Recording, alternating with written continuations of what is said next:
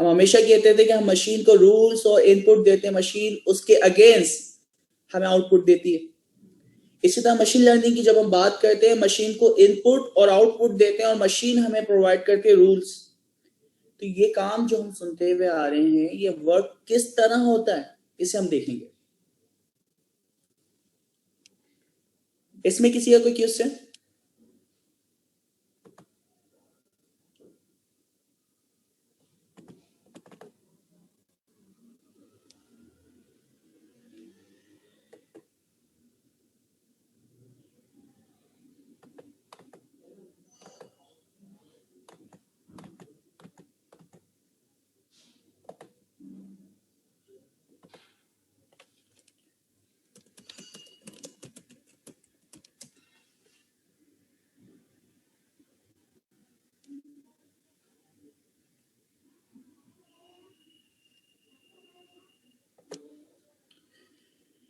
बहुत ही सिंपल और बहुत ही आसान एग्जाम्पल जो मैं आपको हमेशा देता हूँ कि मशीन लर्निंग के अंदर किस तरह आपका जो नेटवर्क है या आपकी जो मशीन है वो किस तरह लर्न करती है, किस तरह सिंबॉलिक एआई के अंदर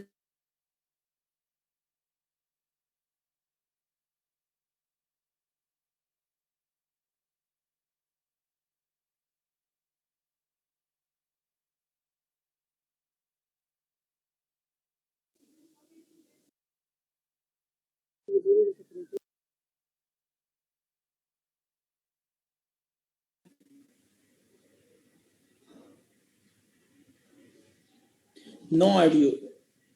ये अब आ रही आवाज? Yes sir. तो हम जिस एग्जाम्पल को आज देखने वाले हैं, जो आप हमेशा से सुनते हुए आ रहे हैं कि किस तरह आप सिंबॉलिक एआई के अंदर इनपुट और आउटपुट देते हैं, सॉरी इनपुट एंड रूल्स देते हैं और मशीन हमें प्रोवाइड करती है उसके against output. Then machine learning की बात की जाए तो मशीन लर्निंग को हम दो चीजें देते हैं, इनपुट एंड आउटपुट। देन उसके अगेंस्ट हमें जो मिलता है वो क्या मिलते हैं? रूल्स मिलते हैं। और यही सेम प्रोसेस डीप लर्निंग के अंदर होता है।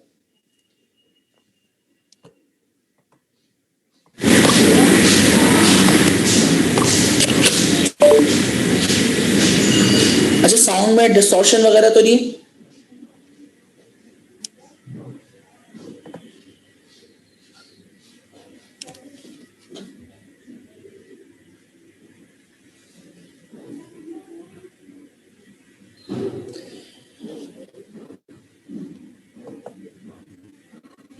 ठीक है, तो हम अपने एक एग्जाम्पल से स्टार्ट करते हैं। हम मार्कशीट बनाएंगे, grading example for AI, machine learning and deep learning के लिए।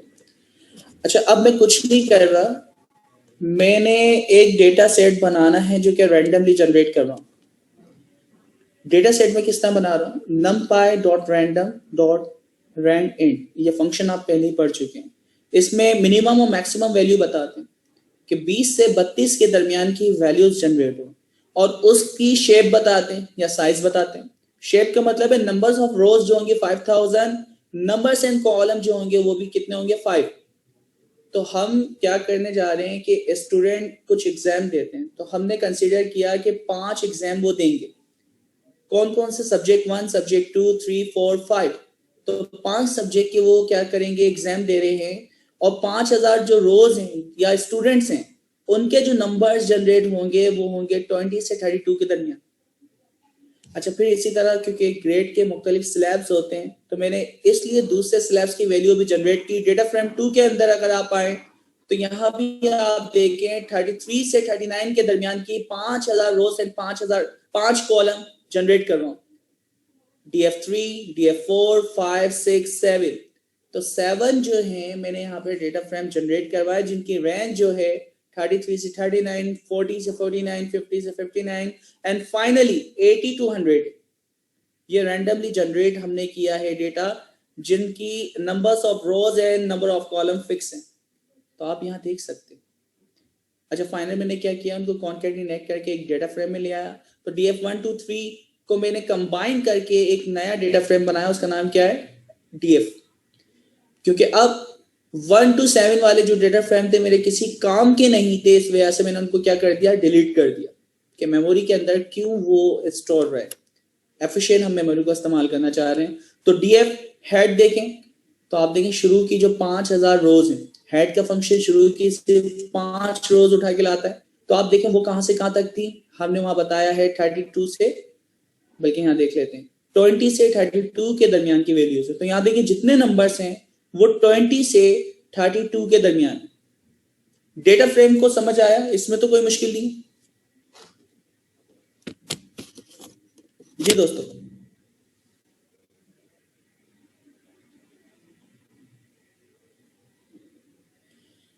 कोई चैट के अंदर कुछ पूछना चाह रहा है? आप डायरेक्टली सवाल कर सकते हैं यार, इतनी मुश्किल से आप लिख रहे हैं, आप डायरेक्टली क्वेश्चन करें ताकि दूसरे भी आपके सवाल को सुन सकें।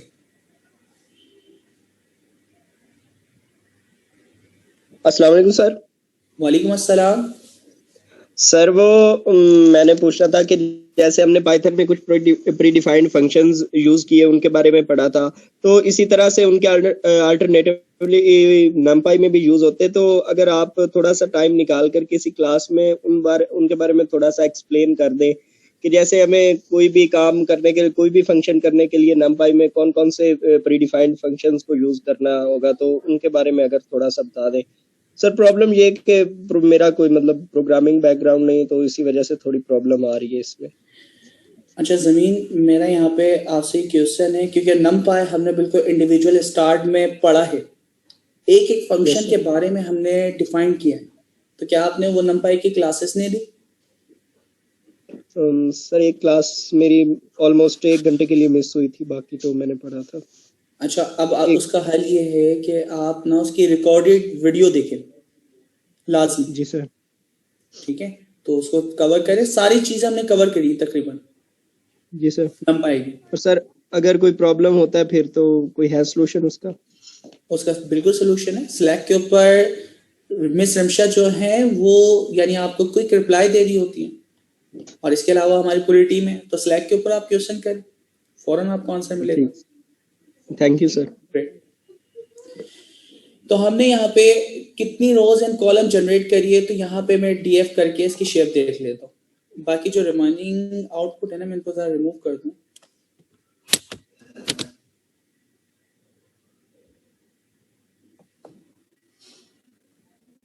अब मैं शुरू से डेटा जनरेट करवाता हूँ। तो हमने रैंडमली डेटा जनरेट करवाया तमाम स्लैब्स के, 5-5 हजार रोज हैं, आप शेप देख सकते हैं। तो टोटल क्योंकि 7 थी तो 35,000 रोज हैं और 5 कॉलम्स हैं, ये सब्जेक्ट है। अच्छा, अब मुझे ये करना है कि ये आपके पास क्या है, कॉलम्स हैं, सब्जेक्ट हैं S1, S2, S3, S5। मैं अगर कहूँ कि आपको इनकी परसेंटेज निकालनी है और उसके बाद इनका ग्रेड निकालना है, तो अब 10 मार्क्स के लिए आप क्या करेंगे, इन 5 सब्जेक्ट को क्या करना चाहिए हमें? जी दोस्तों, ऐड करेंगे, इनको ऐड करेंगे। अच्छा, अब ऐड करना बहुत ही आसान है, यहाँ आप देख सकते हैं। मैं एक नया कॉलम बना रहा हूँ, डीएफ ऑफ 10, एक नया कॉलम ऐड करो, इक्वल वो बराबर होगा, किसके बराबर हो, डेटा फ्रेम के अंदर एक कॉलम है S1, subject 1, subject 2, subject 3, subject 4 and subject 5। अच्छा, इसको ऐड करके नए कॉलम के अंदर आप क्या करेंगे, शो करेंगे, और शुरू की 5 जो रोज हैं वो मुझे जरा शो कराएं कि क्या रिजल्ट आया। इसमें किसी को कोई मुश्किल? अब 10 मार्क्स का कॉलम कैसे बना? जी, ये ओके, तो हम आगे चलें। अच्छा, ताहिर वसीम कह रहे हैं नो सर। ताहिर, इसमें क्या नहीं समझ आया, जरा आप मुझसे जरा पूछें, ऑडियो पे आप पूछें। अस्सलाम वालेकुम सर। सर आपने पूछा है कि कोई प्रॉब्लम तो नहीं, मैंने कहा है कि कोई इशू नहीं है। चलिए अब आगे चलते हैं। इस वाली टेक्निक के अंदर एक प्रॉब्लम ये है कि अभी सिर्फ 5 कॉलम थे और 5 कॉलम को आपको सम करना था, इंडिविजुअल कॉलम का नाम आपको लिखना पड़ा। अगर यही कॉलम होते आपके 25, 20 या 50 तो क्या होता, लेकिन मुझे ये चीज पता थी कि सीक्वेंस जो है वो S1 से स्टार्ट हो रही है और S5 पे खत्म हो रही है। तो अब कोई एफिशिएंट वे होना चाहिए ना कि जिसके अंदर मुझे कम से कम मिनिमम एक यानी 2 कॉलम्स के नाम लिखूं, स्टार्ट एंड एंड, उनके दरमियान जितने कॉलम्स आ रहे हैं उन सबको सम कर लें। तो अब क्या टेक्निक होगी? तो ये सिंपल से हमने यहाँ पे टेक्निक इस्तेमाल की है। इस छोटे से काम को अगर हम समझें, हमने आईलॉग का फंक्शन इस्तेमाल किया है जिसमें हम स्लाइसिंग कर रहे हैं। स्लाइसिंग करते हुए हमने कहा तमाम रोज उठाओ, कॉलम्स की जो सीक्वेंस होगी कॉलम 1 से कॉलम 5 के दरमियान के जो कॉलम्स है वो उठाएं। तो इसने स्लाइस करके जो हमने सीक्वेंस बताई वो सीक्वेंस उठा ली। उसके बाद सम का फंक्शन अप्लाई करें। अच्छा, सम का फंक्शन जब मैं अप्लाई करूंगा तो बाय डिफॉल्ट वो क्या करता है, तमाम वैल्यूज को सम कर लेता है। अगर मैं एक्सेस पास करूं तो आपको अच्छी तरह याद है, एक्सेस 0 का मतलब है टॉप टू बॉटम, एक्सेस 1 का मतलब है लेफ्ट टू राइट। तो लेफ्ट टू राइट का मतलब क्या होगा, ये पहली रो की लेफ्ट टू राइट तमाम वैल्यू को सम करेगा लाइक 121। फिर दूसरे वाले की लेफ्ट टू राइट सम करेगा, उसके अगेंस्ट जो आंसर आएगा। तो ये आपका जो प्रोसेस कर रहा है एक्सेस 1, वो लेफ्ट टू राइट हर कॉलम की वैल्यू को जो आपने स्लाइसिंग में बताई है उसको सम कर रहा है और देन ऑप्टेन मार्क्स के अंदर ऐड कर रहा है। ठीक है, क्योंकि हम पांडास पहले पढ़ चुके हैं, सेम ये पांडास के ही कोड हैं। अच्छा, मुझे ये बताएं इन दोनों में से एफिशिएंट वे कौन सा है, पहला वाला सेल 4 या सेल 5? दूसरा वाला। सेल 5। ठीक है, अगर मैं यहाँ पे एक्सेस 0 कर दूंगा तो क्या होगा? इतने पार्ट को मैं अलग से जरा चला के देखूं। अगर एक्सेस 0 कर दें दोस्तों क्या होगा? टॉप टू बॉटम की जो मतलब column wise add, top to bottom हर एक कॉलम के सम कर देगा। ठीक है, तो यहाँ पे आप देखें सब्जेक्ट 1 के तमाम कॉलम्स की वैल्यू एंड सब्जेक्ट 5 के तमाम कॉलम्स की वैल्यू को इसने सम किया है। तो 5 ही आंसर आए और वहां पे 35,000 आंसर आए एक्सेस 1 करने पे, क्योंकि हर रोज के उसने सम की। तो दोनों का फर्क आप देखते हैं। अच्छा, अब हमें क्या करना है, हमें परसेंटेज निकालनी।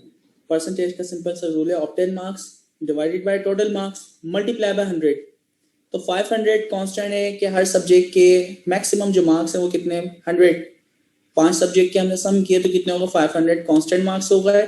और इसी तरह मल्टीप्लाई किया जाता है 100 से, तो obtain marks divided by total marks multiply by 100। तो लेट्स सी, निकल गए परसेंटेज। अच्छा, अब मैं आगे चलता हूँ, थोड़ा सा इसको अब एडवांस करते हैं। हम क्या करने जा रहे हैं, हम अप्लाई कर रहे हैं सिंबॉलिक एआई। सिंबॉलिक एआई में क्या होता है, कोई डेफिनेशन बताएगा सिंबॉलिक एआई की? इसमें मशीन को हम कितनी चीज देते हैं और मशीन हमें क्या प्रोवाइड करती है? एनीवन?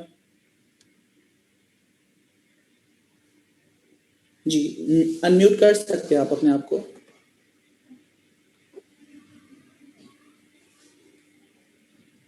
ये रूल बेस्ड एआई होती है कि हम इसमें रूल्स डिफाइन करते हैं खुद से। इसमें रूल्स डिफाइन करने होते हैं। ठीक है, तो देखिए यहाँ पे आप देख सकते हैं कि मशीन्स को हम रूल्स देते हैं जो कि हमेशा कोई प्रोग्रामर लिखता है।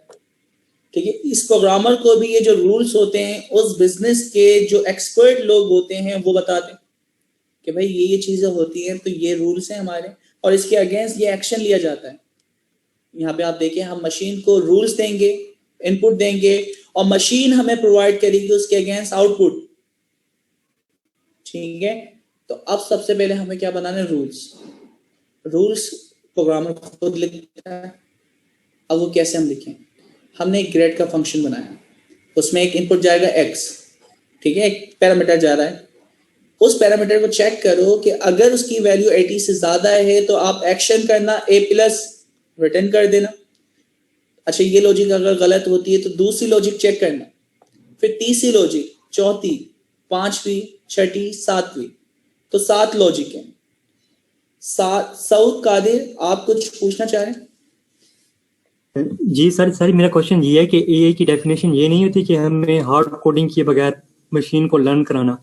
ये तो हम पूरी हार्ड कोडिंग कर रहे हैं इफ एल्स स्टेटमेंट लगा के। बिल्कुल। तो फिर ये एआई की डेफिनेशन पे तो नहीं उतरेगी चीज? नहीं, अब इसके ऊपर हम बात करते हैं।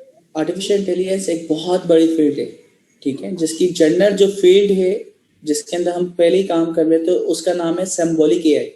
और सिंबॉलिक एआई जो आप ट्रांजिशनल प्रोग्रामिंग भी कहते हैं, जिसके अंदर आप रूल्स खुद लिखते हैं। तो हमने आर्टिफिशियल इंटेलिजेंस की पहली शाख देखी जिसका नाम है सिंबॉलिक एआई, जिसके अंदर रूल्स हम खुद डिफाइन करते हैं। यानी आप जो प्रीवियस प्रोग्रामिंग लैंग्वेज इस्तेमाल करते हुए आ रहे हैं वो भी आर्टिफिशियल इंटेलिजेंस की एक शाख है, और जिसका नाम क्या है, सिंबॉलिक एआई। तो हम यहाँ पे एक पर्टिकुलर ब्रांच पे काम कर रहे हैं जिसका नाम क्या है, सिंबॉलिक एआई। अब क्लियर है? मशीन लर्निंग की तरफ अभी हम आएंगे। ठीक है। तो हमने रूल्स डिफाइन किए कि जो भी पैरामीटर आता है आपको इस रूल से गुजारना है, और उस रूल के अगेंस्ट कोई भी एक एक्शन आपको परफॉर्म करना है।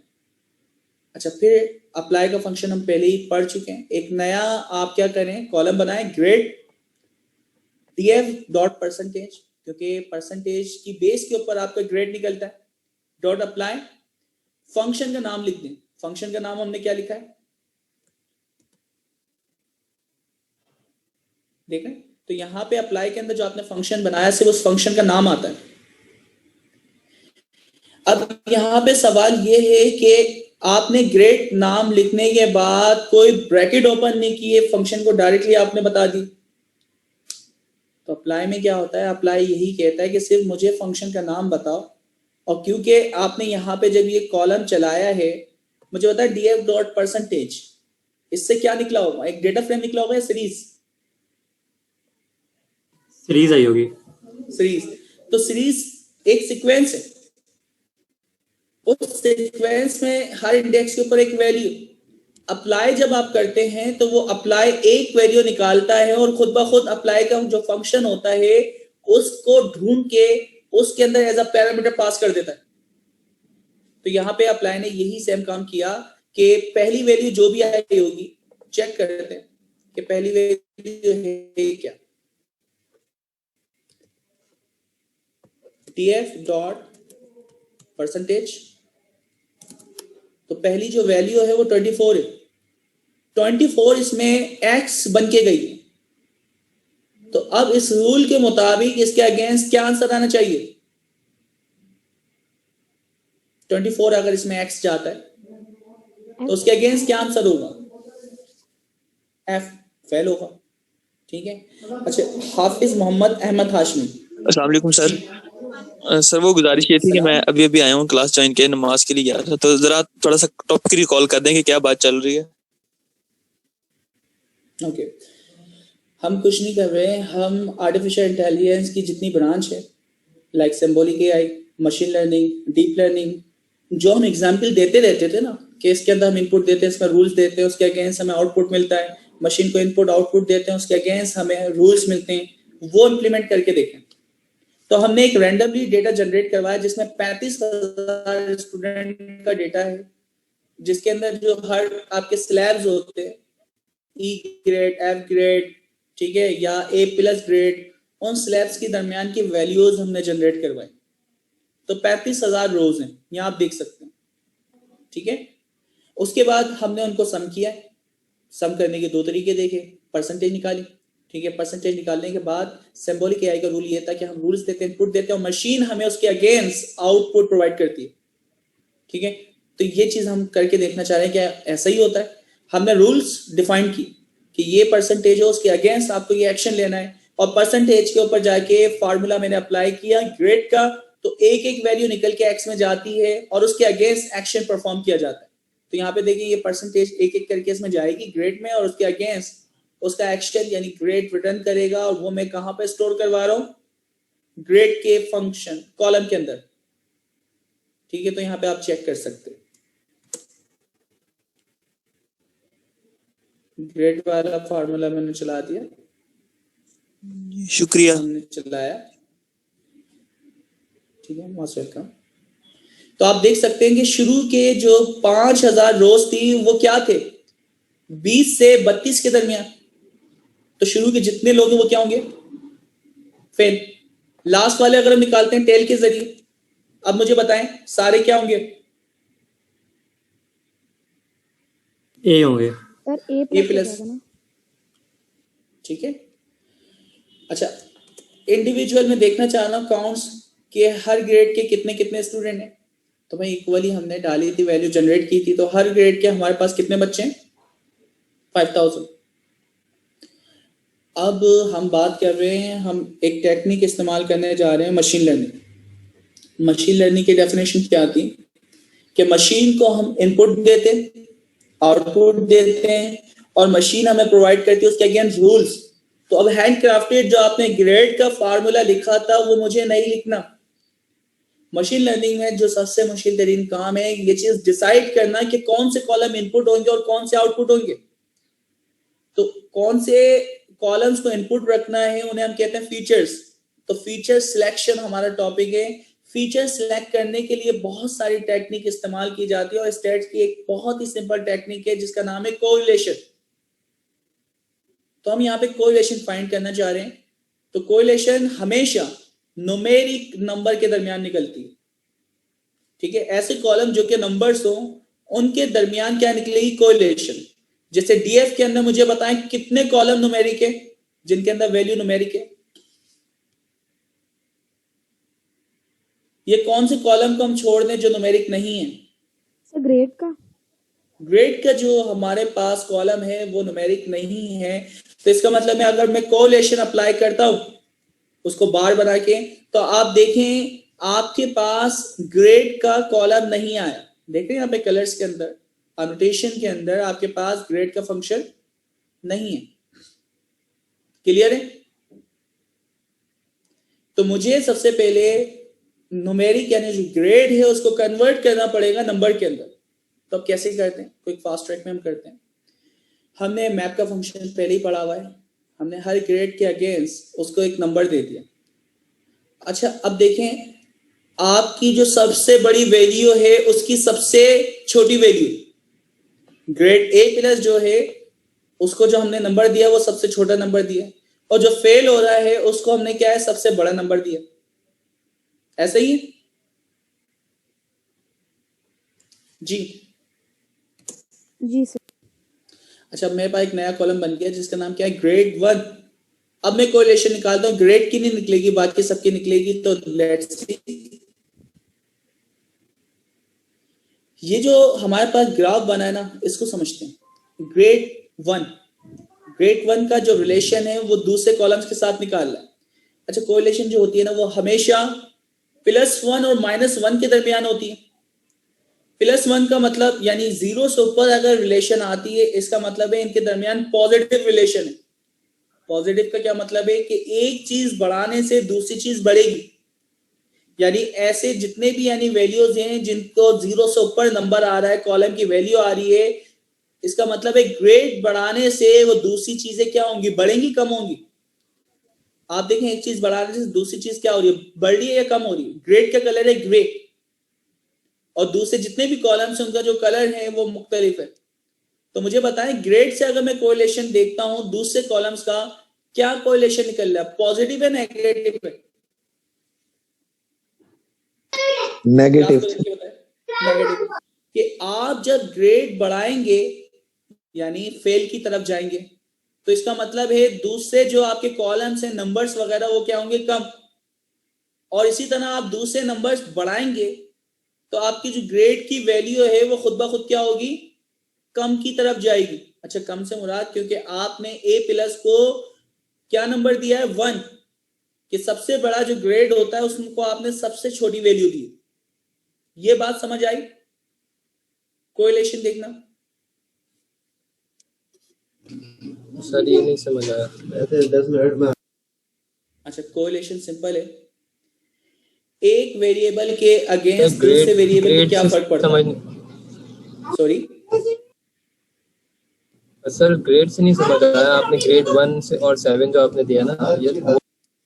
अच्छा देखें कोरिलेशन जो होती है ना वो हमेशा जो नंबर कॉलम्स होते हैं ना उनके दरमियान होती है, ठीक है। तो कोरिलेशन मैंने जो ग्रेड का कॉलम था उसको हमने कन्वर्ट कर दिया नंबर में। कैसे कन्वर्ट किया है, हमने मैप बनाया डिक्शनरी, हमने कहा A+ को आप मैप कर दो 1 से। अब जहां भी A+ होगा वो रिप्लेस हो जाएगा 1 से, और जहां भी फेल होगा वो रिप्लेस हो जाएगा 7 से। तो आपका जो हमारी नजर में सबसे बड़ा ग्रेड कौन सा होता है, फेल होता है या A+ होता है? A+। A+। अच्छा, अब न्यूमेरिक असेंडिंग ऑर्डर में देखूं तो मैंने जो नंबर असाइन करे हैं, मैंने सबसे बड़े वाले को सबसे कम दिए, ऐसा ही ए प्लस वाले को मैंने 1 दिया और फेल वाले को 7 दिए। तो रिलेशन अगर देखा जाए कि आपके अगर ऑब्टेन मार्क्स ज्यादा होंगे, ऑब्टेन मार्क्स ज्यादा होंगे तो आपका ग्रेड क्या होगा, ए प्लस। और ऑब्टेन मार्क्स जब आपके कम होंगे तो आपका ग्रेड क्या होगा, 7। तो इसका मतलब है न्यूमेरिकल रिलेशन अगर मैं निकालता हूं, एक चीज बढ़ाने से दूसरी चीज कम होती है, दूसरी चीज बढ़ाने से पहली चीज कम होती है, तो इसको हम कहते हैं नेगेटिव कोरिलेशन। एक चीज का इफेक्ट दूसरे पे नेगेटिव पड़ता है। अब ये बात क्लियर है? जी सर जी। ठीक है, ग्रेट। अब यही काम हमने क्या किया, अब मुझे ये जरा ये ग्राफ देख के बताएं, यहाँ पे सिर्फ लास्ट वाले ग्रेड 1 को देखें और उसके अगेंस्ट तमाम कॉलम के जो कॉलम्स की वैल्यू है वो क्या है, पॉजिटिव में नेगेटिव में, कितने पार्ट को देखें, नेगेटिव में। नेगेटिव।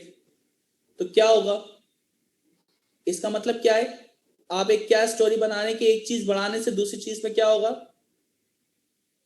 जी, ग्रेड बढ़ाने से दूसरे जो नंबर्स हैं दूसरे किसी भी सब्जेक्ट के, वो क्या होते हैं, कम होते हैं ज्यादा होते हैं, कम हो रहा है।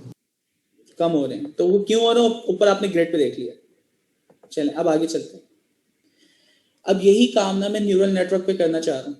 न्यूरल नेटवर्क को हम इनपुट देते हैं, आउटपुट देते हैं, और मशीन हमें क्या प्रोवाइड करेगी जी दोस्तों, क्या प्रोवाइड करती है हमें, रूल्स।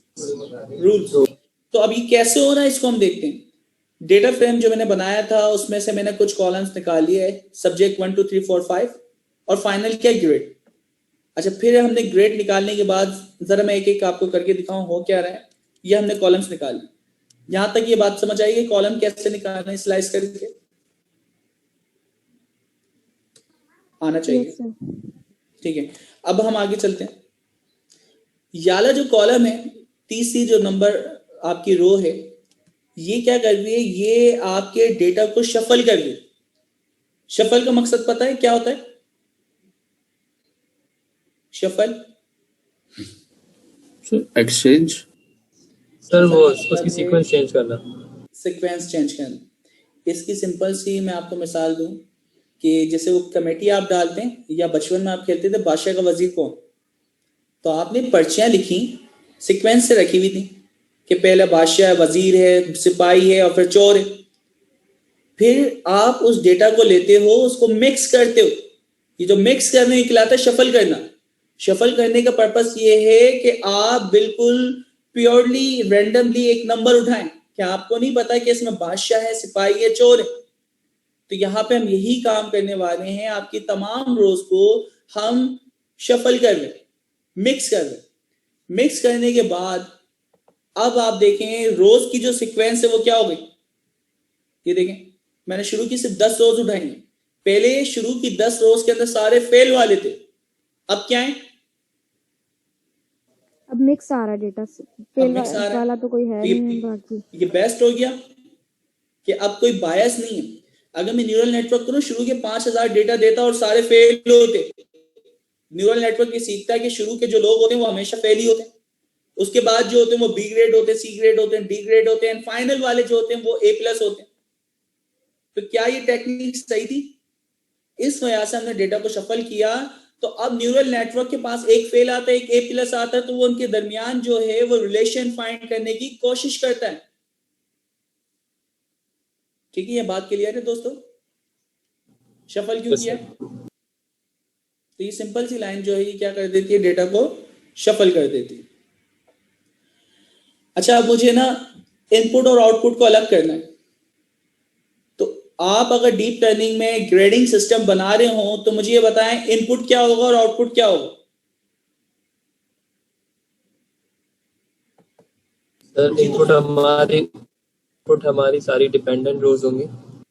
इनपुट हमारी सारी इंडिपेंडेंट रोज होंगी, जैसे कि S1 S2 S3 S4 S5 ये हमारा इनपुट होगा। और जो डिपेंडेंट रो है डिपेंडेंट कॉल। जी जी, आप बोलते हैं। आउटपुट होगा। आपकी आवाज नहीं आ रही, जी बोले। सर मैं कह रहा था कि जो से लेकर S5 तक की जो कॉलम्स हैं ये सारे हमारे इनपुट होगा और ग्रेड ओके, हमारा आउटपुट कॉलम होगा। ठीक है, बिल्कुल सही बात कह रहे हैं आप। यहाँ पे अगर देखें तो हमने क्या किया, रेड वाला जो ये y और ब्लू वाला जो है उसको हम कर देते हैं ये x। x का मतलब होता है इनपुट और y का मतलब क्या होता है, आउटपुट। तो हमें इस टेबल को या डेटा फ्रेम में से इसको स्प्लिट करना वर्टिकल, ग्रेड कलेक्ट कर दो और 5 जो सब्जेक्ट है उसको उठा के एक्स में डाल दो, तो ये स्लाइसिंग करना आपको आती है। ठीक है, कैसे करेंगे स्लाइसिंग, ये देखें।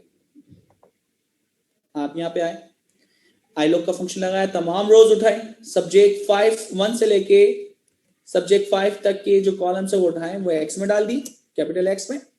और इसी तरह जो ग्रेड है उसको उठा के हमने किस में डाल दिया, वाई में। यहां तक कोई मुश्किल, X and Y, input and output. Input क्या है इसमें, एक्स, और आउटपुट क्या है, वाई। अच्छा, अब इसको हम थोड़ा सा आगे लेके चलते हैं। देखिए, हम जब भी मल्टी क्लास क्लासिफिकेशन परफॉर्म करते हैं, मशीन जो है हमें जो आंसर देती है वो प्रोबेबिलिटी की फॉर्म में देती। प्रोबेबिलिटी का मतलब क्या होता है, परसेंटेज। आपके पास अगर 10 क्लासें हैं, 5 क्लास हैं, हर क्लास के अगेंस्ट कितनी प्रोबेबिलिटी है, कितने चांसेस हैं कि ये जो ऑब्जेक्ट है, ये जो इनपुट है, इस वैल्यू से मिलता है, इस क्लास से मिलता है, तो वो क्या होती है, प्रोबेबिलिटी। अब जैसे मैं एक छोटी सी एग्जांपल यहां दे रहा हूं, हमारे पास A B C D कितनी क्लास है, 4 क्लास। हर क्लास के अगेंस्ट एक प्रोबेबिलिटी है, जैसे प्रोबेबिलिटी का मतलब होता है परसेंटेज, यानी हर 4 क्लास के अगेंस्ट जो प्रोबेबिलिटी है उनको सम करेंगे तो वो हमेशा 1 के बराबर आएगी। ये इसका थम्स अप रूल है। तो यहां पे आप देखें, A की प्रोबेबिलिटी है 30%, B की 20%, C की 35 एंड D की 15। इन सबको अगर मैं सम करूंगा तो 1 के बराबर होना चाहिए, ये रूल है। अच्छा, मुझे ये बताएं किसकी प्रोबेबिलिटी सबसे ज्यादा है, सर क्लास ए की। फिर दोबारा से देखें, सी की सर, सी की। Class class C. सी की जी। तो अगर मैं आपको मुख्तलिफ क्लासों के अगेंस्ट प्रोबेबिलिटी देता हूं तो आप मेजर करते हैं कि सबसे ज्यादा प्रोबेबिलिटी किसकी है, और फाइनली आप डिसीजन ले लेते हैं कि ये जो ऑब्जेक्ट है ये इस क्लास से सबसे ज्यादा मैच होता है, तो हम इसको सी क्लास कंसीडर करेंगे। ऐसा ही है, यस सर, ठीक है। अच्छा, तो हमें अब करना क्या है कि सबसे पहले आपका जो आउटपुट है ना वो A B C D E F G, या बल्कि A+A B C D E F। तो इस तरह आपके पास कितने ग्रेड हो गए, 7 ग्रेड या 6 ग्रेड है, ठीक है। तो अब मैं यहाँ पे आपको, आपका ये जो इनपुट है ना, सॉरी आउटपुट y को आपको 1 हॉट इनकोड करना पड़ेगा। 1 हॉट इनकोड एक तरीका है जिससे आप अपने आउटपुट को उसको लेवल के अगेंस्ट कर सकते हैं, ताकि जब वो आउटपुट दे तो उसके अगेंस्ट आपको कुछ प्रोबेबिलिटी मिले। 1 हॉट इनकोड करने का तरीका हम सीखते हैं, वो तरीका क्या है, ये देखें। बहुत ही आसान टेक्निक है, मैं इसको रिमूव करता हूं ताकि आप समझ पाए। A B C D E F, ये हमारे पास ग्रेड है। A+ भी ले लेते हैं, क्या जा रहा है, ये हमारे पास ग्रेड्स हैं। अच्छा, जो भी ग्रेड्स है ना उनकी यूनिक वैल्यूज को उठाएं, उनको सबसे पहले आप लिखें रोज में या कॉलम में। अब उसको सेम आप रोज में भी इंडेक्स करें, ठीक है। रूल ये कहता है कि जिस रोज एंड कॉलम के अंदर दोनों मैच आते हैं, देखिए यहां भी A+ है, यहां भी A+ है, रोज एंड कॉलम में, वहां पे 1 लगा दें, बाकी सब पे क्या लगाएंगे, 0। यहां पे मुझे बताएं A दोनों पे मैच कहां हो रहा है, इस पोजीशन पे, 0 1 बाकी 0। सब पे। ये समझ आ रहा है क्या कर रहा हूं मैं, जी सर। ठीक है। तो यहां पे सिर्फ 1 होगा, बाकी सब पे 0। इसी तरह सी पे हम आते हैं। मैं कहीं गलती करूं मुझे बता दीजिएगा।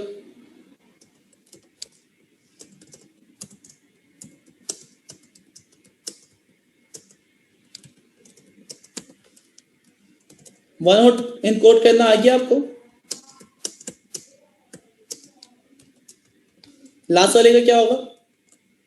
सर एंड में 1 लगेगा। एंड में 1 लगेगा। परफेक्ट। अच्छा, अब क्या होगा, आपके पास कंसीडर करें एक ग्रेड है लाइक डी। डी का कोड क्या होगा बाइनरी, अगर मैं इस कॉलम से उठाता हूं 5-7 कॉलम्स के अगेंस्ट जी, डी का क्या होगा बताएं? 0 0 0 0 1 0 0। आप देखें डी का यही बन रहा है ऐसे ही। यस सर ऐसे ही। अच्छा, अब मैं अगर आपसे पूछूं कि बी का क्या होगा, अब बताएं। 0 0 1 और 0 1 1 2 3 4 5 सही है। तो 2 बार 0 आएगा। तो इस तरह आप किसी भी ग्रेड को इनकोड कर सकते हैं 1 हॉट इनकोड के अंदर। तो ये 1 हॉट इनकोड है।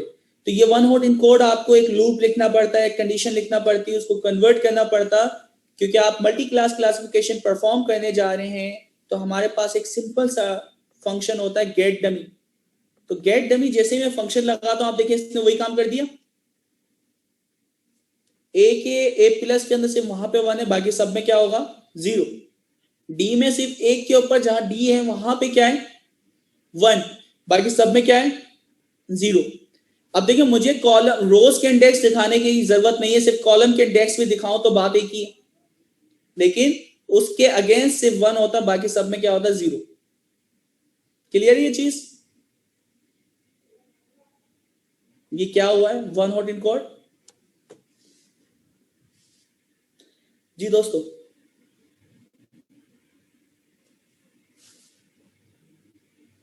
सबको आवाज आ रही है मेरी?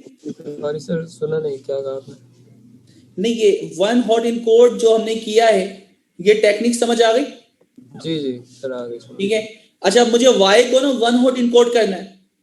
तो 1 हॉट इनकोड करना देखिए पांडास में कितना आसान है। आपने pt.get डमीज आउटपुट को नाम दे दिया, y में था, और उसको इसने खुद ब खुद कन्वर्ट कर दिया। अब सही है? इसने ये जो काम किया क्या किया ये पता चल गया आपको? जी सर। 1 hot encode. अच्छा, मैं देखना चाह रहा हूं कि तमाम ग्रेड के अगेंस्ट क्या होगा। तो आप देखें इसने ए प्लस के अगेंस्ट 0 1 0 0 0 ये कोड बनाया है। और इसी तरह आप अगर बात करें एफ की, तो एफ का क्या है तमाम शुरू में 0 और सब लास्ट के अंदर क्या 1, जो हमने ऊपर खुद बनाए थे। तो सेम इसने यही प्रोसेस किया जो हम चाह रहे थे। क्लियर है ये 1 हॉट इनकोड किस तरह हुआ, वरना मैनुअली आपको करना पड़ता। आगे मूव ऑन जी दोस्तों। Yes sir. अच्छा, अब हम आगे चलते हैं। हमारे पास तमाम जो आउटपुट है उनके यूनिक अगर मैं लेवल देखूं, 1 हॉट इनकोड देखूं, तो यहां पे हमारे पास वो लेवल्स आ रहे हैं कि क्या उनके रिजल्ट है। अच्छा, अब मैं कंसीडर कर रहा हूं, मैं एक इनपुट देता हूं और उस इनपुट के अगेंस्ट हमें जो मशीन है ना वो प्रोबेबिलिटी रिटर्न करेगी। जैसा हमने कहा कि एक बच्चे ने ये मार्क्स गेट किए, तो मुझे ये बताओ कि सबसे ज्यादा जो इसके चांसेस हैं वो प्रोबेबिलिटी किस में आ रही है जी, मुझे बताएं। अगर ये इनपुट जाता 5 सब्जेक्ट के अंदर ये नंबर उसने हासिल की, उसका मुझे ग्रेड बताओ, तो वो मशीन हमें प्रोबेबिलिटी देगी। तो मुझे बताएं सबसे ज्यादा प्रोबेबिलिटी किसकी है? बी की सर। किसकी है? Sorry B. फिर से देखिए। सॉरी ए की सर। एक ही है सर। ए होगा। अच्छा, मैंने लेवल थोड़े से आगे पीछे कर दिए। पहला वाला क्या है? Point A plus and second आपके पास क्या है? ए। ठीक है, तो अब मुझे बताएं इसकी क्या होगा ग्रेड? ए प्लस होगा सर। ए प्लस होगा। ठीक है, तो ये बात अगर आपको समझ आ गया, अब यही काम हम मशीन से करवाएंगे। कैसे करवाते हैं ये चेक करते हैं। हमने सबसे पहले, अब ये काम जो हम कर रहे हैं ना, ये डीप लर्निंग से कर रहे हैं, तो सबसे पहली चीज हम परफॉर्म करने जा रहे हैं डीप लर्निंग से, फिर इसको मशीन लर्निंग से देखते हैं। डीप लर्निंग हो, मशीन लर्निंग हो, हम मशीन को दो चीजें देते हैं, इनपुट एंड आउटपुट। हमारा इनपुट सब्जेक्ट के नंबर्स हैं और आउटपुट जो है वो आपका क्या, वन हॉट इन कोड है। तो वन हॉट इन कोड क्यों दिया है? क्योंकि आपको पता है मल्टी क्लास क्लासिफिकेशन है और हमें हर क्लास से उसकी प्रोबेबिलिटी देखनी होती है कि कितना मैच हो रहा है। तो जिसकी प्रोबेबिलिटी सबसे ज्यादा होगी हम उस क्लास से उसको बिलोंग करेंगे। ठीक है, तो यहाँ पे हमने न्यूरल नेटवर्क देखे, टेंसरफ्लो क्या है इस मॉडल, ये हम पढ़ेंगे। सीक्वेंशियल मॉडल क्या होता है, आपकी टोपोलॉजी है, आपके जो न्यूरॉन्स होता है आपस में कनेक्ट होने के तरीका, उन्हें हम कहते हैं डांस। सर यहाँ एक क्वेश्चन है मेरा छोटा सा। जी ओवेस। सर मैं ये क्वेश्चन करना चाह रहा हूँ कि ऊपर आपने जैसे ग्रेडिंग की है, अब जैसे वन हॉट एंड कोड की डमीज की कमांड लिखी हुई है हमने, ठीक है सर, ये इससे ऊपर वाले में, अब उसमें हमने जो सीक्वेंस है वो चेंज हो गया ए प्लस, ये क्या, ये ऑटोमेटिकली उसने खुद ही ये ए को पहले रख दिया और ए प्लस बाद में और बी के, ये क्लासिफिकेशन हम देंगे इसे? देखिए ये हम भी दे सकते हैं और बाय डिफॉल्ट जो वो दे रहा है हम उसके अगेंस्ट उसके लेवल्स निकाल सकते हैं। अभी कैसे निकालेंगे मैं आपको दिखाऊंगा भी। ठीक हो गया सर। ठीक है, अभी मैं आपको दिखाऊंगा किस तरह होगा। चलें ठीक है। अच्छा, तो हम अब ना आप ये अभी अपने आप को ब्लैंक बॉक्स समझें कि मैं भी जो भी कॉन्फ़िगरेशन कर रहा हूँ ये एक ब्लैक बॉक्स है, यानी उसके अंदर की आपको कोई चीज नहीं पता, उसमें आप दो चीजें देंगे, इनपुट एंड आउटपुट। तो मैं एक ब्लैक जो बॉक्स है ना उसकी कुछ कॉन्फ़िगरेशन कर रहा हूँ, वो क्या है, सीक्वेंशियल डेटा, डांस है, ऑप्टिमाइजर है, जिसको हम पूरे यानी इसमें सेमेस्टर में पढ़ेंगे। फिर उसके बाद हम यहाँ क्या कर रहे हैं, हमारी जो लेयर्स होती है ना, लेयर्स के अंदर सबसे पहले हम देते हैं उसकी शेप, ठीक है, इक्वल के बाद कि उसके अंदर नंबर ऑफ कॉलम्स कितने, फीचर्स कितने। अच्छा, फिर उसके बाद हम बताते हैं लास्ट लेयर जो होती है उसके अंदर नंबर ऑफ आउटपुट कितने, ये इंपॉर्टेंट चीज है। और फिर तीसरी चीज है एक्टिवेशन फंक्शन। एक्टिवेशन फंक्शन अगर आपको देखना है तो आपके पास ये किताब के अंदर 4.1 के अंदर इसने डिफाइन किया हुआ है कि कौन सा एक्टिवेशन फंक्शन और लॉस फंक्शन आपको लास्ट लेयर पे लगाना होता है।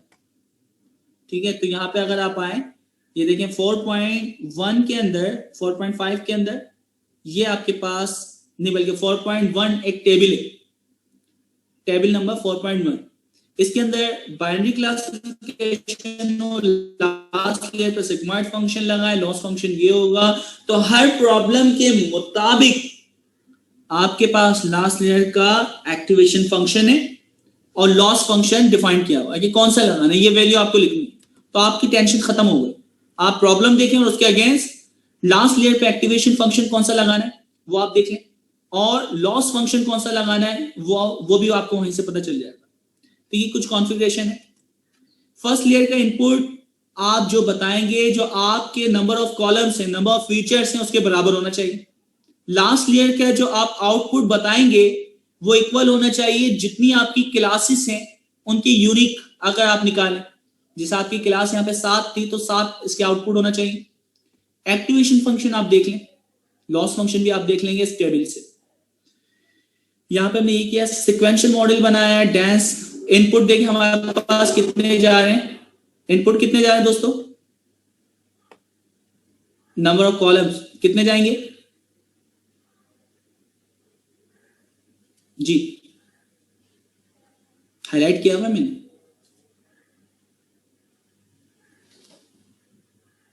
जीरो नहीं जाएंगे यार, ये हाईलाइट किया हुआ है, देखें जितने सब्जेक्ट्स होंगे वो जाएंगे। एक सीरीज बन के आ रही है, तो सीरीज के अगर मैं शेप देखूंगा तो वो शुरू के अंदर वो टपल में बताती है। तो नंबर ऑफ रोज यानी इसका मतलब नंबर ऑफ कॉलम्स ही, एक रो निकाल के अगर मैं डालता हूं सीरीज में तो आपकी शेप उसके अंदर 5 नोट्स होंगे या 5 नंबर होंगे, ठीक है। और लास्ट लेयर का आप आउटपुट देख लें, नंबर ऑफ जितने आपकी यूनिक क्लास है, एक्टिवेशन फंक्शन वो वहां से आप देख लेंगे।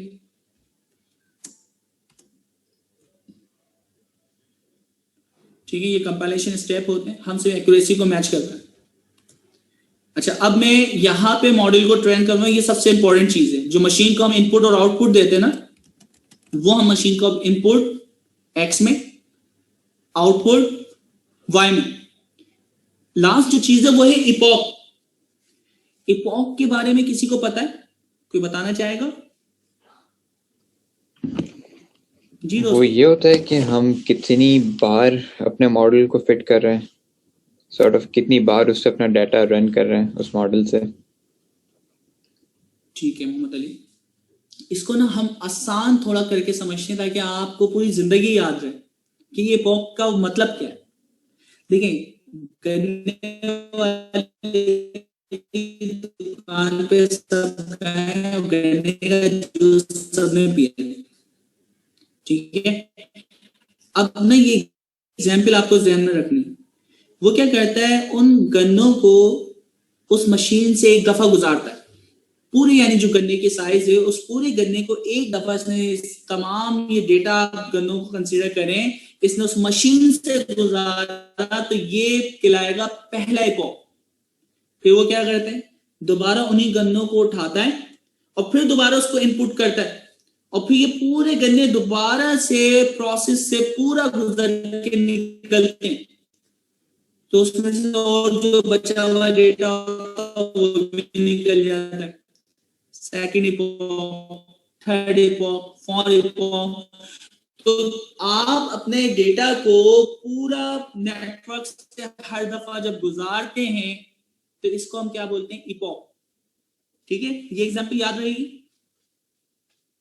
सर सर मेरा इंटरनेट डिस्कनेक्ट हो गया था, यहाँ तक मैंने देखा था pd.get क्या वहां से आप अच्छा, वैसे तो आपको रिकॉर्डिंग मिल जाएगी, मैं जस्ट क्विक ओवरव्यू दे देता हूं कि आपने डमी किया, उसने वन हॉट इनकोड कर दिया।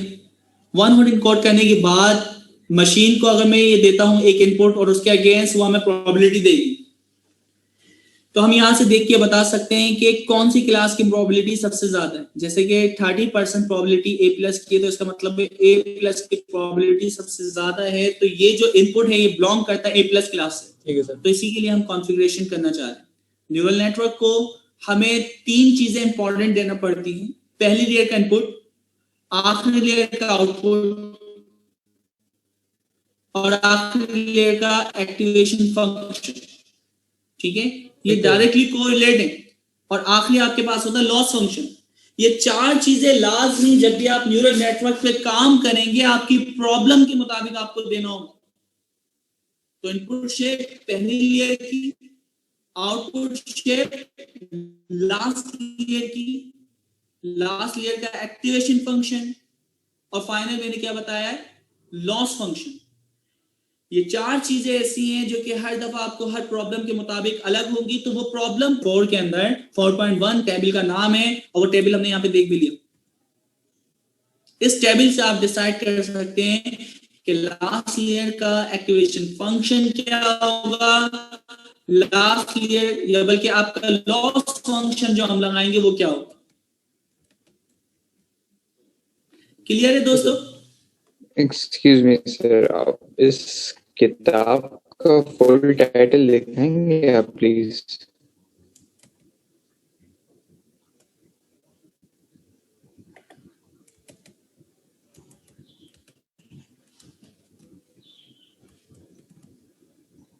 ठीक है, deep learning with Python. Okay, thank you, thank you.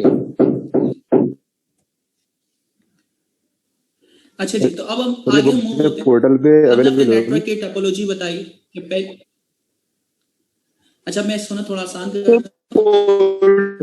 सिर्फ एक ही बुक है बस, ये सेकंड एडिशन वाली भी नहीं है, ये ग्रुप में से मिली थी व्हाट्सएप के। अच्छा चलिए, नहीं है तो बहुत सारे रिसोर्सेज हैं, मैंने गिटहब के ऊपर पुश किया हुआ है। इसके अलावा गूगल क्लास के ऊपर भी रिविजन आई थिंक शेयर किया हुआ है और बाकी सारी जगहों पे आपको मिल जाएगा। ठीक है, तो आप लोग चैट बॉक्स में शेयर हो जाए। अच्छा, किसी के भी पास है तो काइंडली चैट बोर्ड के अंदर शेयर कर दें। Thank you sir. ये बुक किस लिए एक्चुअली? ये डीप लर्निंग जो हम अब पढ़ने जा रहे हैं। जी शुक्रिया। ओके, तो सिक्वेंशियल डेटा हम देख रहे हैं कि हमारे पास क्या है, सिक्वेंशियल मॉडल है। पहली लेयर का इनपुट बहुत इंपॉर्टेंट है, 5 कॉलम इनपुट है भाई। लास्ट लेयर का आउटपुट बहुत इंपॉर्टेंट, 7 क्लासेस है।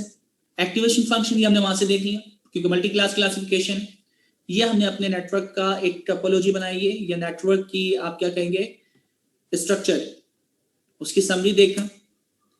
अच्छा, फिर कंपाइलेशन स्टेप। कंपाइलेशन के अंदर ये जो आपका लॉस फंक्शन है ना, ये बहुत इंपॉर्टेंट है, आपकी प्रॉब्लम के मुताबिक ही होगा, और वो भी हम इस किताब से ही देखेंगे, वो भी हम इसी किताब से देखेंगे। ठीक है, तो मल्टी क्लास क्लासिफिकेशन जो हम करते हैं, तो वहां पे लास्ट ईयर का activation function softmax, loss function क्या होता है, कैटेगोरिकल क्रॉस एंट्रोपी, वहां से मैंने कॉपी पेस्ट किया, स्टार्ट हो। इपॉक मैंने अभी बताया कि आप गन्ने वाले के पास जब जाते हैं तो वो गन्नों का जूस किस तरह निकालता है, कि गन्नों को एक दफा पूरी मशीन से गुजारता है, इस प्रोसेस को कहते हैं इपॉक 1। दूसरी दफा वो उन्हीं गन्नों को उठा के दोबारा मशीन से गुजारता है, ये सेकंड इपॉक होता है, थर्ड इपॉक, फोर्थ इपॉक। तो वो जितने टाइम उन गन्नों को, पूरे गन्नों को उस मशीन से गुजारता है, उसको हम कहते हैं इपॉक। इसी तरह मशीन लर्निंग या डीप लर्निंग के अंदर आपका पूरा डेटा ट्रेनिंग का आप एक दफा मशीन से गुजारते हैं, उसको कहते हैं 1 इपॉक। फिर दूसरी दफा उसी डेटा को उठाते हैं, दूसरी दफा, तीसरी दफा, तो ये इपॉक आपका चलता है। तो अब मैं जैसे ही चलाऊंगा तो ये थोड़ा सा टाइम ज्यादा लेगा, और इसके अंदर हम जो मेजर कर रहे हैं वो एक्यूरेसी देख रहे हैं, तो इसको हम चलाते हैं। सर ये जो आपने बताया ना कि मॉडल को ट्रेन कराते हैं, ये बात समझ में नहीं आई, ये क्या कॉन्सेप्ट है? ओके, मशीन को ना हम इनपुट और आउटपुट देते हैं, मशीन उसको खुद वो मैप करने की कोशिश करती है, इसके अगेंस्ट क्या रिलेशन होगा। ठीक है, तो अब ये सीख रही है। इसने फर्स्ट टाइम जो एक्यूरेसी हमें दी है 15%, दूसरे इपॉक पे सारा डेटा दोबारा गुजारा तो उसने 28%, 34%, 62%। तो आप देख रहे हैं एक्यूरेसी हर इपॉक के अंदर बढ़ती जा रही है। इसी क्लास के अंदर अगर मैं आपको एक टॉपिक एक दफा पढ़ाऊं, 2 दफा पढ़ाऊं, 3 दफा पढ़ाऊं, तो वही तमाम चीजें बार बार मैं आपको पढ़ाऊंगा, तो आपकी वो सीखने की जो सलाहियत है, उसको समझने की जो सलाहियत है, वो क्या होगी, बढ़ती जाएगी। तो यहाँ पे इस इपॉक से हम गुजार रहे हैं। आप देख रहे हैं आपकी एक्यूरेसी कहां तक चली गई।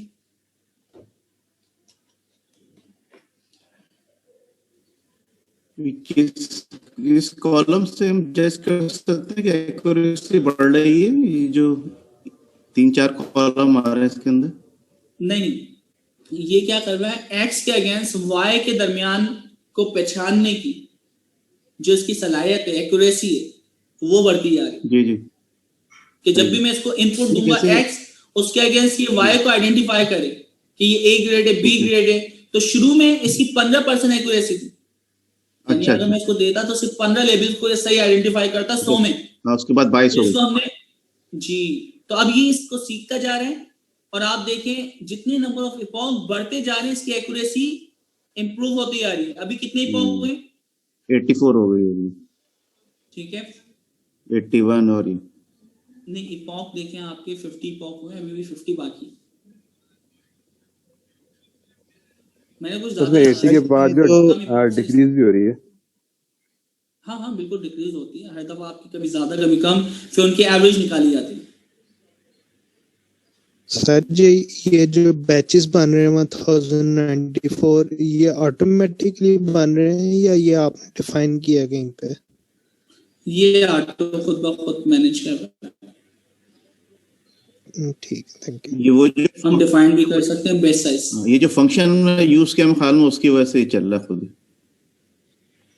बिल्कुल,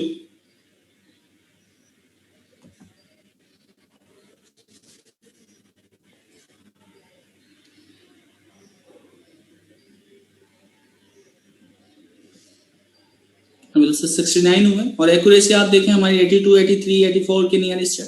ये जो हमने ट्रेन कराया, ये इसको कहीं अपने पास सेव करता है कि कल दोबारा जब हम इसको बैकएंड पे कोई ये ट्रेन कर रहा है, ठीक है, तो आपकी जो ट्रेनिंग हुई आप इसको सेव करवा सकते हैं।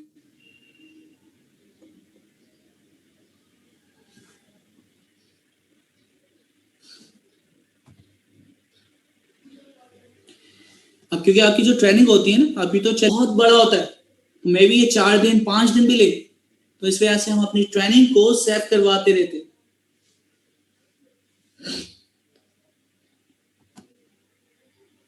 ठीक है, 100 इपॉक, और हमारी एक्यूरेसी कितनी है 86, तो 86 के ऊपर हमें एक्यूरेसी मिली है। मैं चाह रहा हूं इसको भाई सेव करवा दो, तो मॉडल का जो वेरिएबल है सेव, और यहाँ पे आपने मॉडल का नाम रख दिया ग्रेड मॉडल, .hd5 मुख्तलिफ एक्सटेंशन होती है, ठीक है। तो आपने इसको सेव करवा दिया।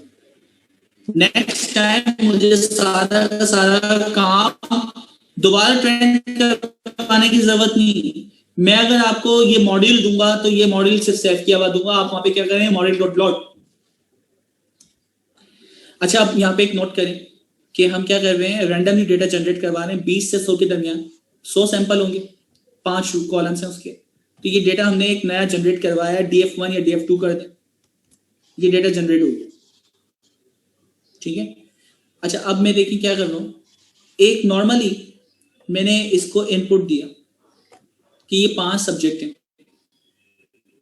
5 सब्जेक्ट के अंदर मुख्तलिफ नंबर हैं, मॉडल.प्रिडिक्ट करो, ठीक है। मैं इसको छोटे छोटे पार्ट के अंदर तोड़ के आपको दिखाता हूं हो रहा क्या है। इसने क्या किया है, आपको हर क्लास के अगेंस्ट एक प्रोबेबिलिटी दी है, ठीक है। अब जब हर क्लास के अगेंस्ट इसने आपको प्रोबेबिलिटी दी है, तो मैं जिस इंडेक्स की सबसे ज्यादा वैल्यू होगी वो इंडेक्स होगा। तो हमने np.argmax, ये आपको जो सबसे बड़ी वैल्यू होती है उसका इंडेक्स नंबर देता है। तो कौन से इंडेक्स पे इसकी वैल्यू है, इंडेक्स कौन सा दिया इसने, 1 का मतलब क्या होगा, 1, 0 से स्टार्ट होता है ना इंडेक्स। तो इसका मतलब ये कौन सी क्लास से बिलोंग कर रहा है, अच्छा 1, अच्छा काउंट वो 1 से स्टार्ट कर रहा है, ठीक है। तो आपका A+ जो है वो कहां पे, इसने यहां से खुद ब खुद कॉलम्स से वो चीज उठा ली। तो यहाँ पे सबसे बड़ा इंडेक्स आया, y के जो कॉलम्स हैं, numpy का टैग का फंक्शन होता है। टैग का फंक्शन क्या करता है कि जो भी आप उसको नंबर्स देते हैं कि ये नंबर उठाएं, वो क्या करता है, उस कॉलम से वो नंबर उठा लेता है, ठीक है। तो यहाँ पे हमने 1 पास किया, कॉलम में से 1 नंबर पे जो है उसको उठा के लाओ। तो 1 नंबर पे क्या था, A+ उठा के लिया इंडेक्स के ऊपर। अच्छा, अब ये जो 20 आपकी रो आपने जनरेट करवाई है, उनके अगेंस्ट मैंने लेबल कर दी। अब आप देख सकते हैं इस बंदे का क्या ग्रेड होना चाहिए, फेल, प्रोबेबिलिटी, ठीक है। जबकि देखा जाए तो नहीं यार, इतना तो नहीं, इसका A+ होना चाहिए, 92, 80s में आ रहे नंबर्स, क्योंकि फिर ये है कि प्रोबेबिलिटी, ठीक है। तो ये हमें क्या दे रहा है, ग्रेडिंग दे रहा है। इसमें सिस्टम समझ आया आपको कि किस तरह हमने मॉडल को ट्रेन किया और किस तरह प्रेडिक्ट करवाया। अच्छा, बहुत सी चीजें अभी आपके लिए बिल्कुल ब्लैक बॉक्स होंगी, आपको समझ ही नहीं आ रही होंगी। तो अभी हमारी इस क्लास का पर्पस ये है कि हमें पूरा लाइफ साइकिल पता चल जाए कि सिंबॉलिक एआई में कैसे काम होता है, डीप लर्निंग में कैसे काम होता है, एंड फाइनल मशीन लर्निंग में कैसे काम होता है, ठीक है। तो अभी हमने 2 काम तो सीख ली। पहला काम सिंबॉलिक एआई पे कैसे काम होता है, दूसरा डीप लर्निंग पे किस तरह हम इनपुट एंड आउटपुट देते हैं और मशीन हमें प्रोवाइड करती है आउटपुट, ठीक है। तो ये मॉडल.प्रिडिक्ट जो है, ये मॉडल हमारे क्या है और वो हमें उसके अगेंस्ट उसका क्या बताती है, आउटपुट, ठीक है। ट्रेनिंग के दौरान मशीन को हमने 2 चीजें दी थी, ये आई थी पॉक। तो मशीन को हमने 2 चीजें दी, इनपुट और आउटपुट, उससे उसने सीखा। और ये जो मॉडल है ना, अभी आपके रूल्स इसने सीख लिए, तो वो रूल्स हमारे पास इसके पास मौजूद है। तो मुझे जब भी यानी वो रूल्स चेक करने हो मॉडल.प्रिडिक्ट, और उसके अंदर आप नया इनपुट दें, तो उसके अगेंस्ट वो आपको उसका रूल बताएगा। ये आपको क्लियर ये चीज, मॉडल को क्या कहते हैं, हर दफा ट्रेन करना पड़ता है या बस एक दफा करा दिया और काफी है?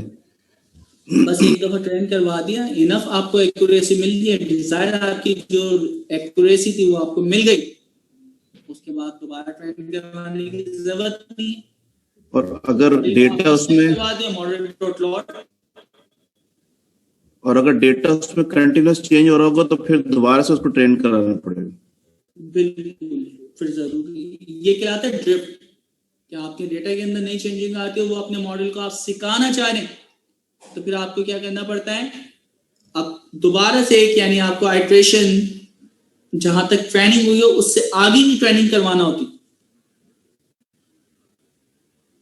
ठीक है। क्योंकि अब ये 4 दिन अगर एक ट्रेनिंग के लगे हैं, अब 2 दिन का डेटा आता है तो वो कम डेटा है, तो 4 दिन पुराने और नया डेटा, तो फिर तो काफी ज्यादा दिन लगेंगे।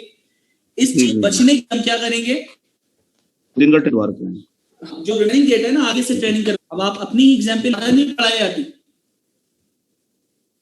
सही है। एक क्लास आपने पढ़ी, 2 क्लास पढ़ी, अब उससे आगे की चीजें आपको सिखाई जाती। ठीक है, सही है सर। और अच्छा, आप मॉडल सेव करते हुए आपने HD5 करके अपना मॉडल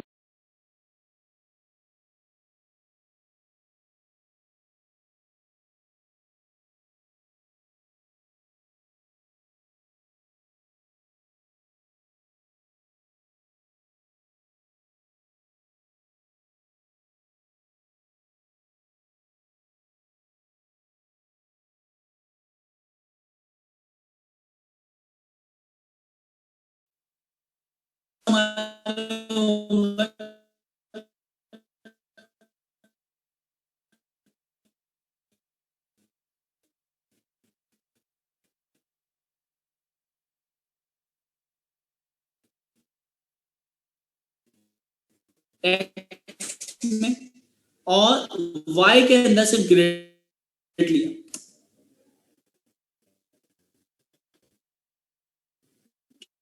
ठीक है, अच्छा यहाँ पर एक्स में ये बता दिया कि 30% टेस्ट का होगा और बाकी 70% जो होगा वो ट्रेनिंग का होगा। रैंडम स्टेट का मतलब है वो उसको शफल वगैरह भी करे। ये चीज हमने डिफाइन, तो 4 वेरिएबल बने, एक्स का 10, एक्स का 10 यानी उसका आउटपुट। आप इसको अगर दे फंक्शन क्या कर रहे हैं, क्या रिटर्न कर,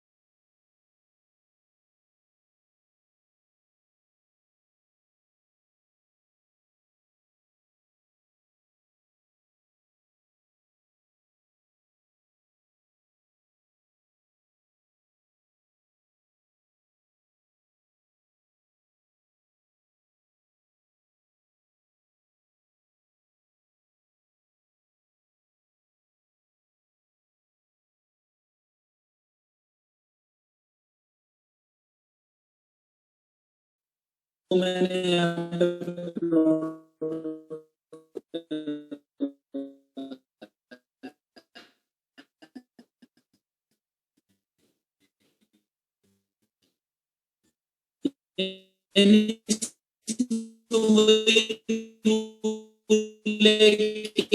इतनी परसेंटेज, तो ये आपके यानी रूल्स बनते हैं। ठीक है, यस या नो पे की बन के आती है ना। सारे तरीके हैं जब हम एंट्रोपी, ये 3 तरीके होते हैं जिसकी बेस के ऊपर आप नॉट की इंपॉर्टेंस को फाइंड करते हैं कि कौन सी नॉट सबसे ऊपर आएगी और कौन सी नॉट सबसे एंड में आएगी। तो ये पूरे मशीन लर्निंग के अंदर हम मैनुअली भी परफॉर्म कर सकते हैं, लेकिन अभी के लिए सिर्फ इतना पता होना चाहिए कि 3 चीजें होती हैं जिनके जरिए हम डिसीजन ट्री की नॉट की जो इंपॉर्टेंस है वो डिफाइन कर सकते हैं। पहली चीज आपको क्या बताई मैंने, जीन इंडेक्स, इंफॉर्मेशन गेन और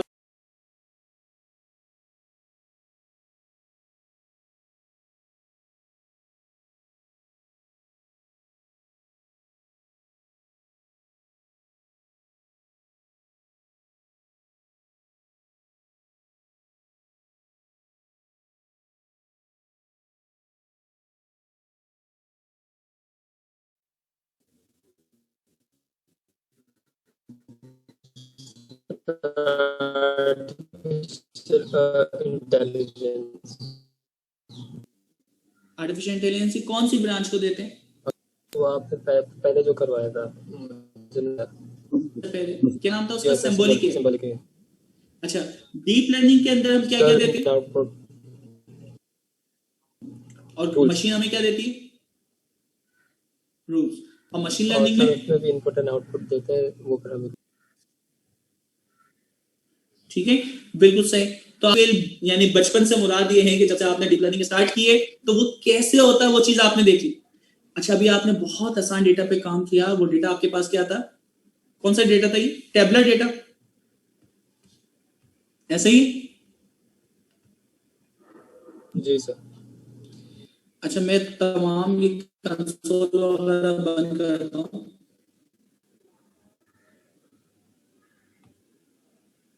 मेरा सिस्टम बहुत ज्यादा हैंग हो जाएगा, मैं अब हैवी प्रोसेस चलाऊंगा एक।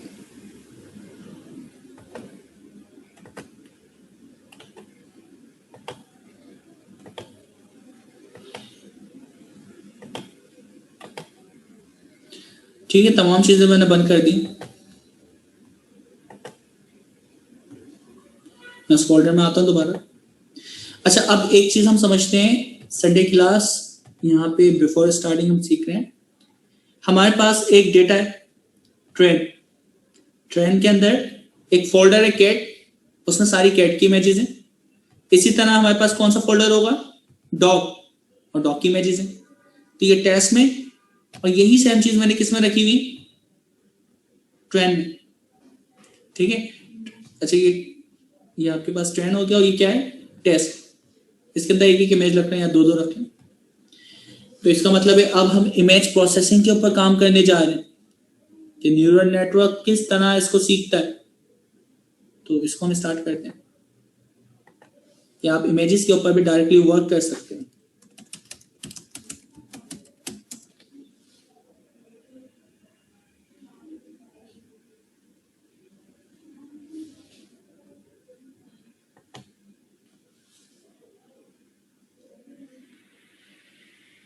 अच्छा, कंप्यूटर विजन देखें कितना आसान है यार, कि आपने सिर्फ इमेजेस लेनी है, टेस्ट का फोल्डर बनाना है, और जो क्लास के लेबल होते हैं ना, उस नाम का फोल्डर बनाए, और उसके अंदर वो सारी की सारी तस्वीर रखे जो उस लेबल से रिलेट करती।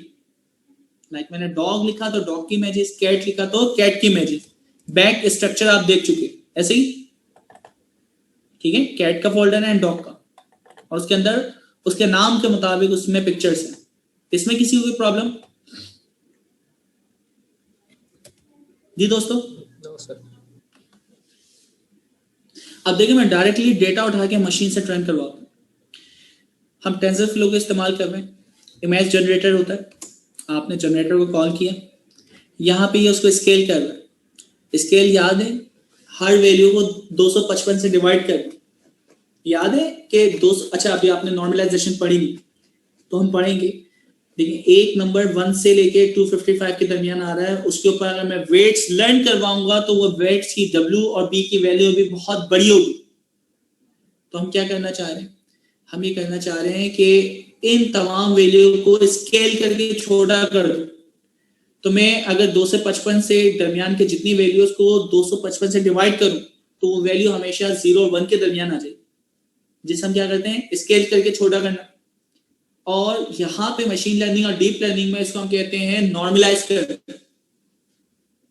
वैसे नॉर्मलाइजेशन के बहुत सारे फार्मूले हैं, x minus mean divided by standard deviation, x minus minimum divided by maximum minus minimum, और बहुत सारे हमारे पास टेक्निक्स हैं जिससे हम स्केल करके उसकी रेंज को कम करते हैं। तो यहाँ पे आपने डायरेक्टली 0-1 के दरमियान ला दिया। मैंने कुछ नहीं किया, इमेज जनरेटर डायरेक्टरी हमने बताई, ये हमारे पास फोल्डर है। आपका टारगेट साइज, उसकी जो इमेज के साइज है मुख्तलिफ है। हमने कहा कि यार उसको क्या करो, 150 के साइज पे लियो। बेस साइज एक साथ कितनी तस्वीरें उठाएगा, 20। तो मैं इसको कम कर दूं, एक एक उठाओ। ठीक है, हर बेस में एक तस्वीर उठाएगा। हमारा जो क्लास का मोड है वो क्या है, 2 क्लास है। तो कौन सी क्लास होगी, बाइनरी क्लास। मैं इस कोड को चलाता हूं, तो आप देखें इसने फाइंड किया, ये फोल्डर्स के अंदर 6 इमेजेस हैं belonging two classes.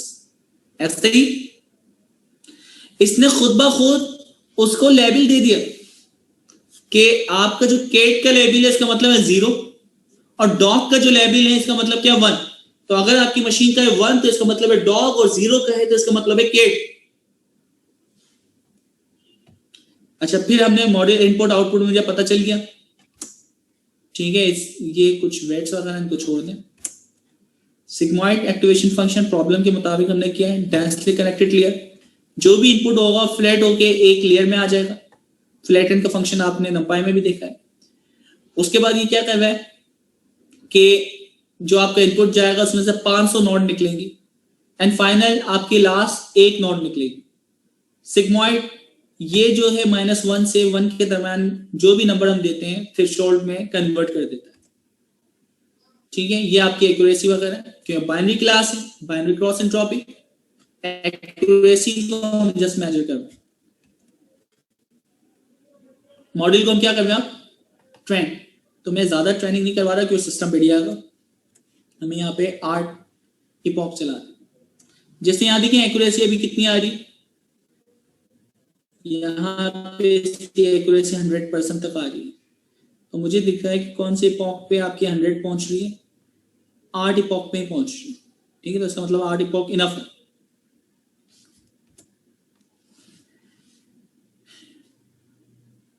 Epoch number 1 चल रहा है,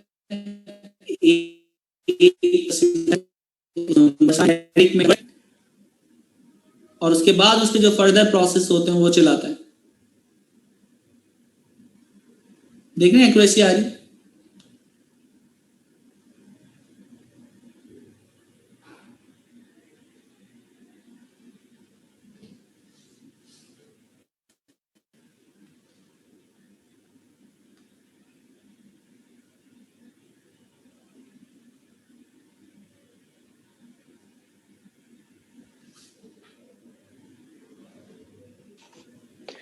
आपने जो इसकी इनपुट लेयर डिफाइन की थी तो उसके जो नोट्स थे वो जो 5000 है ना यहाँ पर, तो ये मतलब ये इमेज की रेजोल्यूशन है, राइट? नहीं, पहली वाली लेयर एक और लगाई मैंने फ्लैटन। सही। फ्लैटन जो होते हैं उसके जो भी 150 बाय 150, ठीक है, तो वो कितने बनते हैं और 3 चैनल के, सही, क्योंकि RGB कलर है। ठीक तो टोटल जो रेजोल्यूशन है वही है 67,500। तो ये जो फ्लैटन का जो आउटपुट होगा वो यही होगा 67,500। सही। तो आपने फिर ये कैसे डिसाइड किया कि अगली जो हिडन लेयर है वो 5000 होनी चाहिए? अच्छा, अब ये एक बहुत बड़ी साइंस है और इसका अभी तक कोई भी ऐसा कोई रूल नहीं है जिससे हम बता सकें कि आपकी नेक्स्ट लेयर की आउटपुट लेयर कितनी। ये अभी भी रिसर्च बेस, एक्सपेरिमेंटल बेस है। आप मुख्तलिफ वैल्यूज डालते हैं जिसके ऊपर रिजल्ट आपके अच्छे आ जाए। तो मैंने रैंडमली ऐसे वैल्यू डाली 5000। ठीक, अच्छा। और जो 5000 है ये नोड को डिफाइन कर रहा है या लेयर को डिफाइन कर रहा है? नोड्स को, ठीक है। तो जिस तरह से ये कोई साइंस नहीं होती कि उसमें कितने नोड्स हम डाल सकते हैं, तो इसी तरह कितनी लेयर्स होनी चाहिए, ये भी एक आर्ट ही है। मतलब ये भी फिर आप पे ट्रायल एंड एरर के बाद ही आप ऐसे ही। बिल्कुल, ओके,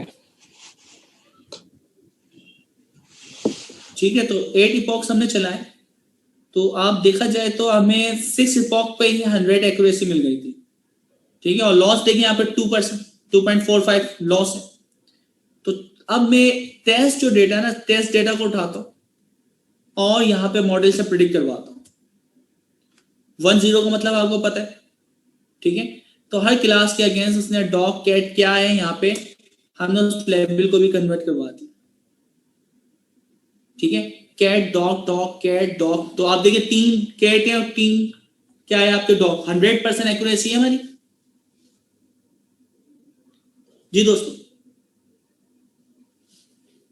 तो ये हमारा एक मॉडल बन गया। अच्छा, अब मैं डायरेक्टली कर रहा हूं कि आप कंसीडर करें आपकी वेबसाइट से एक तस्वीर आई जो किसी सर्वर पे पड़ी हुई, उस तस्वीर का URL ये पाथ है। आप उस तस्वीर को लोड करते हो, लोड करने के बाद उसको नॉर्मलाइज करते हैं, उसकी शेप को अपने मुताबिक फ्लैटन करते हैं और मॉडल को देते हैं। तो मैंने एक जो तस्वीर उठाई हुई है इस फोल्डर में डॉग की न्यूरल नेटवर्क को अब जरा मैं देख के देखता हूं कि क्या इसका रिजल्ट। 1 का मतलब क्या था दोस्तों, 0 का मतलब कैट का, 1 का मतलब क्या था, 1 का मतलब क्या था, डॉग सर। ठीक है, यहाँ देखिए 1 का मतलब क्या है, डॉग। डॉग। और इसको मैंने जो तस्वीर दी है वो डॉग की ही तस्वीर दी है और इसने प्रिडिक्ट भी उसको क्या किया, डॉग। क्या प्रिडिक्ट किया दोस्तों, तो इसका मतलब है हमारा जो मॉडल है वो तस्वीर को सीख गया। अब आप इसको डॉग की इमेज दें, कोई भी दूसरी रैंडमली कहीं और अपलोड हुई भी हो, तो वो उसको आइडेंटिफाई कर दे कि ये डॉग है। कितना आसान काम है। कंप्यूटर विजन पे काम करना कोई मुश्किल है? नहीं सर। ठीक है, सिंपल क्या करना, फोल्डर बनाने, उनके अंदर उनको उसके मुताबिक तस्वीरें रख दो। कोई नई तस्वीर आती है उसको आप मॉडल में डायरेक्टली इस तरह पास करें, उसकी शेप में कन्वर्ट करें, प्रिडिक्ट करवाएं, उसको रिटर्न कर देगा। तो रेस्ट एपीआई अगर हम इस्तेमाल करते हैं उसके अगेंस्ट आप पैनल के ऊपर, वेबसाइट के ऊपर, किसी भी एप्लीकेशन के ऊपर उसके लेबल के अगेंस्ट आप शो करवा सकते हैं कैट है या डॉग। तो एंड टू एंड एप्लीकेशन में इंशाल्लाह ताला हम इस क्वार्टर के एंड में बनाने की कोशिश करेंगे, फ्लास्क जब सीखेंगे। ठीक है दोस्तों, बल्कि नहीं, फ्लास्क आपका इसमें नहीं है, नेक्स्ट क्वार्टर में या इसी में Q2 में Q2 में Q3 में। ठीक है, तो Q3 में, ठीक है, Q3 में।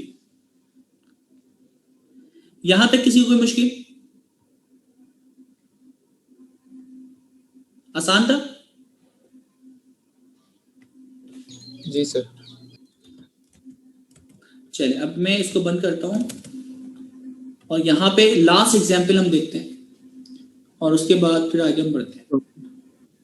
कॉन्सेप्ट वाइज तो समझ में आ गया कि उसने करा क्या है, लेकिन प्रैक्टिकल कुछ एग्जांपल्स करके और देखना पड़ेगा तो क्लियर होगा कि किस तरह से फंक्शन बिल्कुल मंसूर। अभी तो हमने सिर्फ एक ये देखा है कि डीप लर्निंग के ऊपर जो आप वर्क करते हैं करते कैसे।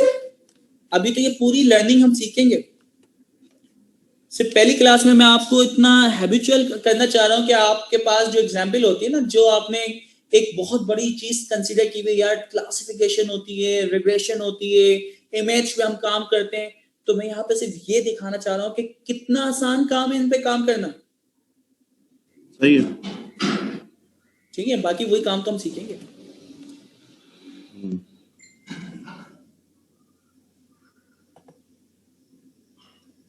सर वो जो आपने उसकी टेबुलर वाली एग्जांपल कराए थे ना जिसमें प्रेडिक्ट का फंक्शन यूज किया, तो उसको काइंडली थोड़ा सा एक दफा और एक्सप्लेन कर सकते हैं? सॉरी, मुझे दोबारा बोल रहे यहाँ जो टेबुलर वाली एग्जांपल कराए थे इसमें प्रेडिक्ट को आपने यूज किया था, इसने कुछ डेटा प्रेडिक्ट किया था, वो थोड़ा सा दोबारा एक्सप्लेन करते हैं क्या उसने प्रेडिक्ट किया? ओके, हमने कुछ नहीं किया, हमने मशीन को सिर्फ इनपुट दिए थे मुख्तलिफ सब्जेक्ट के 5 जी जी, यानी जो आपके नंबर्स थे, और उसने प्रेडिक्ट किया। ये देखें, मैंने रैंडमली जनरेट करवाया DF1 के अंदर 20 से 100 के दरमियान 20 रोज जनरेट हो रही, कॉलम्स के नाम ये जो इनपुट के थे। मशीन को हमने एक नंबर दे के देखा कि ये सब्जेक्ट में तो उसका ग्रेड क्या होता है, तो उसका इंडेक्स इसने बता दिया।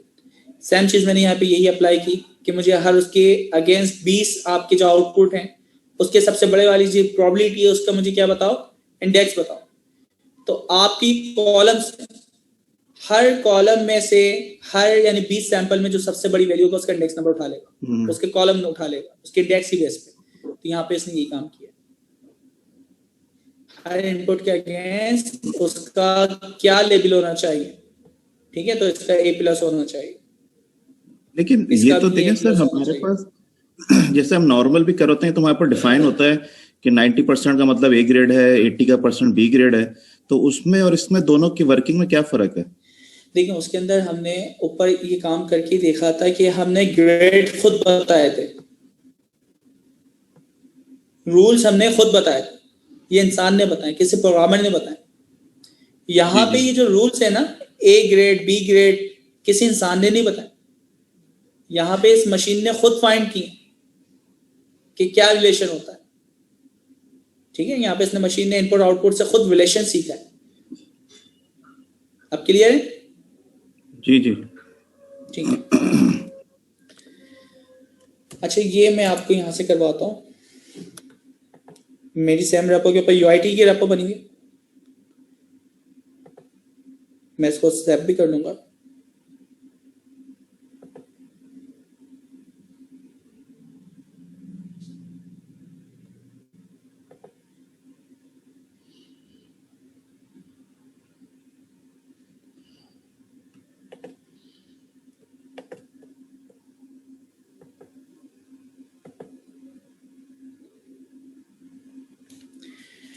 अच्छा देखिए, हम बचपन से पढ़ते हुए आ रहे हैं कि हमारे पास जो लाइन की इक्वेशन है y is equal to mx plus B, ऐसा ही।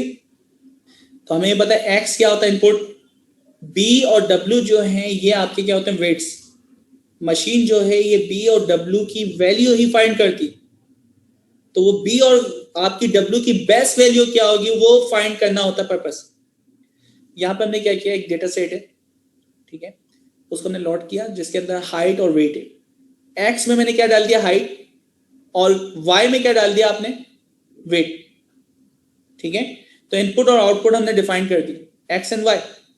लाइन की इक्वेशन क्या होती है दोस्तों, wx plus b।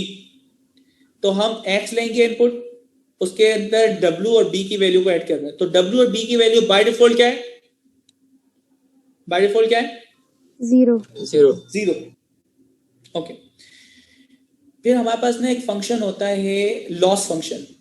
Loss function की शायद मैंने यहाँ पे एक तस्वीर डाउनलोड की थी, तो हम बैक पे आते हैं। सर प्रेडिक्ट के हवाले से एक सवाल और था, अभी भी थोड़ी चीज क्लियर नहीं हो रही मुझे। जी बिल्कुल सर, जैसे आपने एग्जांपल ली थी ना, इसमें आपने बताया था कि उसके ग्रेड 90 आ रहे थे और उसको ए ग्रेड उसने असाइन कर दिया मॉडल ने।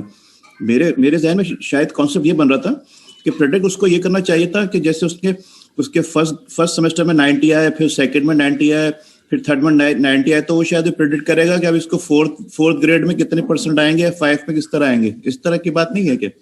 नहीं, इस तरह की बात नहीं है। वो जो आप काम करवाना चाह रहे हो वो भी एक प्रॉब्लम है, और ये सिक्वेंशियल जो आप वाला काम है कि सीक्वेंस के मुताबिक प्रीवियस बिहेवियर के मुताबिक न्यू बिहेवियर बताएं, ठीक है। अभी तो हमने ये 3 इनपुट बताए, उनके अगेंस्ट उसका आउटपुट। अभी तो ये तो उसने जो करंट बिहेवियर बता दिया ना कि उसको 4 सेमेस्टर में 90% है, तो उसका ए ग्रेड मिल गया। मैं तो ये प्रेडिक्ट करना चाह रहा हूँ कि अगर उसके फर्स्ट 4 ग्रेड में अगर उसके 90% आए तो फिफ्थ सेमेस्टर में कितने परसेंट आएंगे, ये प्रेडिक्ट नहीं करेगा मॉडल। नहीं, हमारा मॉडल अभी ये प्रेडिक्ट नहीं कर रहा, लेकिन हम ये करवा सकते हैं। उसके लिए मॉडल जो हम इस्तेमाल करेंगे वो हम इस्तेमाल करेंगे रिकरेंट न्यूरल नेटवर्क, जो कि टाइम सीरीज के ऊपर बहुत अच्छा परफॉर्म करता है, ठीक है। तो हमारी कंडीशन अलग है, वहां वो भी करवा सकते। अच्छा, अब हम एक टास्क समझ रहे हैं कि रिग्रेशन क्या होती है। हमारे देखें x पॉइंट के ऊपर एक रेड पॉइंट है, यानी y। x आपका इनपुट है और y आपका क्या है, आउटपुट। तो हर x के अगेंस्ट आपका क्या है, y, ठीक है। अच्छा, फिर क्या हो रहा है, आपकी ग्रीन लाइन, एक लाइन जा रही है, ये लाइन भी हर x के अगेंस्ट इसकी y की वैल्यू, हर x के अगेंस्ट इसकी y की वैल्यू। तो हमें क्या पता चल रहा है, रेड वाला जो है ये वो है जो आपका रियल डेटा है, और ये वाई कैप जो है ये जो मशीन प्रिडिक्ट कर रही है लाइन एक्स की वैल्यू। तो रिग्रेशन क्या कहती है, रिग्रेशन ये कहती है कि जितने भी आपके पॉइंट्स हैं, हर पॉइंट का यानी वाई की वैल्यू किसमें से कौन सी माइनस करनी है, एक्चुअल वैल्यू से आपको प्रिडिक्ट वैल्यू माइनस करनी है। तो आप देखें, y से y कैप माइनस करना है, तो हर एक वैल्यू से हम क्या करेंगे, इसमें से याला y, ठीक है, और याला y जो लाइन का है माइनस करते हैं। एक नंबर आता है वो आप लिख लेंगे, दूसरे आएगा वो आप लिखेंगे, तीसरा, चौथा, पांचवा। तो मैं अगर आपको यहाँ पे एक इक्वेशन नुमा टाइप बना के दिखाऊं। अच्छा, ये संडे वाली क्लास में, सैटरडे वाली क्लास में आप ये तस्वीर ढूंढ लिएगा, या बल्कि इसमें भी मौजूद ही है, बिफोर में है वो पिक्चर। ये हमें क्या करना है, एक एक्सेल फाइल बना लेते हैं।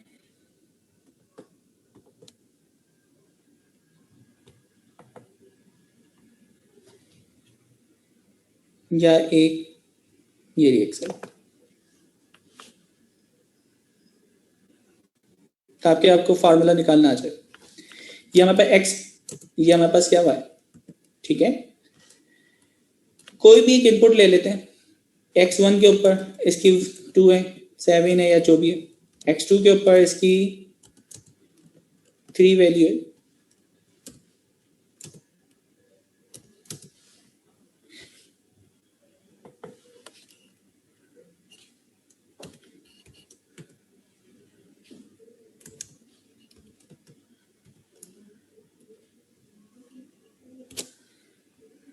अगर मुझे इसको ग्राफ बनाना हो, मैं ट्रांसपोज कर दूं, पेस स्पेशल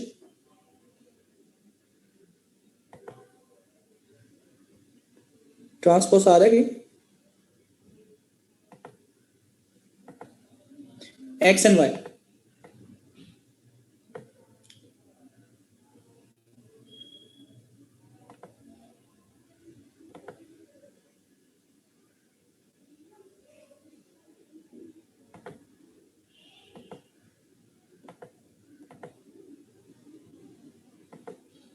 ये बन गई। मुझे एक लाइन ऐसी ड्रॉ करनी है जिसका डिस्टेंस सबसे कम होना चाहिए, यानी जब हम लॉस कैलकुलेट करते हैं लाइन का और वाई के दरमियान का फर्क, मैं जैसे एक नई प्रिडिक्शन करता हूं कि यार ये प्रिडिक्शन होना चाहिए, ठीक है। तो मैंने एक वाई प्रिडिक्ट करवाया, तो इसको हमने कह दिया वाई प्रिडिक्ट। हम कह रहे हैं कि लाइन जो है एक स्ट्रेट लाइन है, तो स्ट्रेट लाइन के लिए आप मुख्तलिफ वैल्यूज यहां पे फाइंड करेंगे।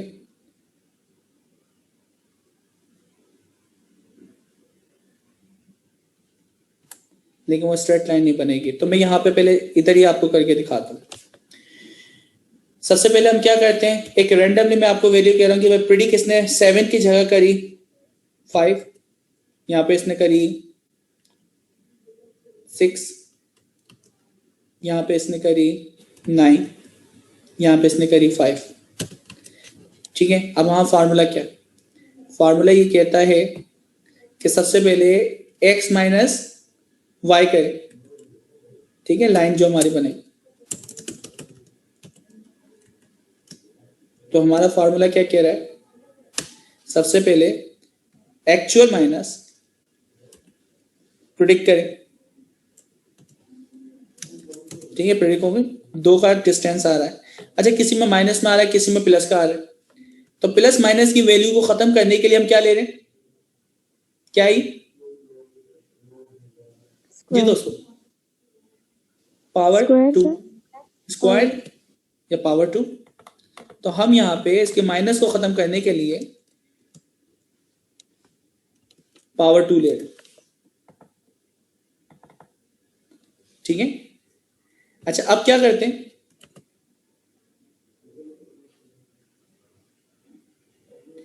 इन सबको हम क्या कर लेंगे, सम कर लेंगे। तो हमारे पास जो सम करने के बाद लॉस आएगा, SUM सम, देखें कितना आया लॉस, 15। अच्छा अब कंसीडर करें मशीन ने कोई और यानी वैल्यू जनरेट की होती, उसका लॉस जो आता वो आता 14, एक का आता 27, ठीक है। तो मुझे बताया अगर 3 लॉस होते, ठीक है, एक में 15 है, एक में 25 है, एक में 30 है, एक में 14 है, एक के अंदर 48, मुझे बताएं कि सबसे कम लॉस कौन सा है, 14। तो इसका मतलब है 14 के ऊपर जो भी आपके ये नंबर्स थे, कैलकुलेशंस थे, हमें वो लाइन लेना चाहिए, ऐसे ही।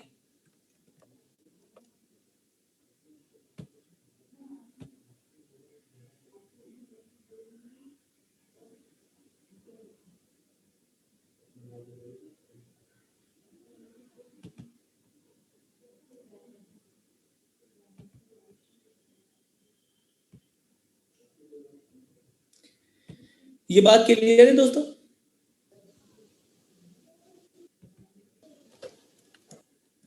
जी सबको आवाज आ रही है मेरी? जी सर आ रही है।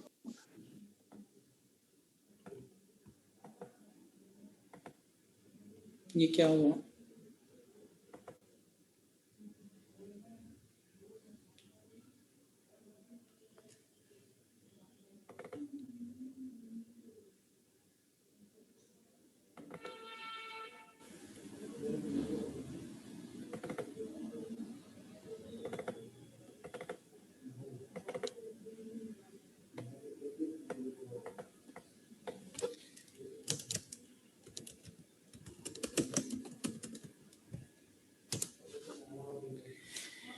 अच्छा जी, ये बात अगर आपको अब समझ आ गई तो इसका मतलब है हमें लॉस जब निकालते हैं, पहली लाइन हमने ऐसे ही कैप्चर की तो इसका ये लॉस आया। अब कंसीडर करें एक और लाइन होती, वो लाइन हम यूं करते, ठीक है, एक और लाइन होती, उसकी लाइन ये आती। हमें इन सब लाइनों में से एक ऐसी लाइन सिलेक्ट करनी है जिसका लॉस क्या होना चाहिए, जिसका लॉस क्या होना चाहिए दोस्तों, मिनिमम। तो अगर कंसीडर करें ये पहली वाली रो है, इसका जो लॉस है वो है 25, ठीक है, दूसरे का है 20, ठीक है, यहाँ पे आपका है सर इसको 10। थोड़ा सा डिफाइन कर दें, लीनियर रिग्रेशन होता क्या है? अच्छा जी, बिल्कुल मैं कर सकता हूँ। लीनियर रिग्रेशन क्या है, इसमें दो चीजें होती हैं, एक होता है इंडिपेंडेंट वेरिएबल और दूसरा होता है डिपेंडेंट, ठीक है, यानी दो चीजों के दरमियान रिलेशन फाइंड करना है आपको। डिपेंडेंट और इंडिपेंडेंट, इंडिपेंडेंट का मतलब है आजादाना, वो वैल्यू कुछ भी हो सकती है, और इंडिपेंडेंट वेरिएबल जो होता है उसको हमेशा हम एक्स पोजीशन पर रखते हैं। डिपेंडेंट जो होता है उसको हमेशा कहां रखेंगे, वाई पे। तो ये दो चीजें समझ आई, डिपेंडेंट और इंडिपेंडेंट। अब जी हाँ, ये समझ में आ गया। इसके एग्जाम्पल, इंडिपेंडेंट और डिपेंडेंट वेरिएबल का कंसीडर करें, एक बंदा एक रोटी खाता है और उसका आधा किलो वजन बढ़ता है, ठीक है, 2 रोटी खाएगा तो कितना वजन बढ़ेगा, किलो के हिसाब से बढ़ जाएगा, ठीक है, डबल हो जाएगा। 4 रोटी खाएगा तो 2 किलो। हमने एक रिलेशनशिप फाइंड कर ली कि अगर x इतना होगा तो y इतना होगा, सही, ये चीज क्लियर है। अब इस तरह बहुत सारी चीजों को x और y के ऊपर आप रख दें जिनके रिलेशन आप निकाल सकते हैं कि एक बंदा इतनी रोटी खाता है तो इतना उसका वेट बढ़ता है, हम इतना फ्यूल डालते हैं तो इतने किलोमीटर हम पास करते हैं, इतनी यानी आपकी स्क्वायर फीट जगह होती है तो उसके इतने प्राइस होते हैं। तो ये आपकी क्या है, डिपेंडेंट और इंडिपेंडेंट के अगेंस्ट एक रिलेशन। डिपेंडेंट वेरिएबल को हमेशा कहां रखते हैं, y पे, इंडिपेंडेंट को x पे, क्योंकि वो हमारा किसके ऊपर कंट्रोल है, डिपेंडेंट पे, इंडिपेंडेंट पे, डिपेंडेंट पे, इंडिपेंडेंट पे, इंडिपेंडेंट नहीं सर, हमारा डिपेंडेंट पे रिलेशन फाइंड होती है ना, इंडिपेंडेंट पे हमारा कोई कंट्रोल नहीं, y के ऊपर कंट्रोल है, ठीक है।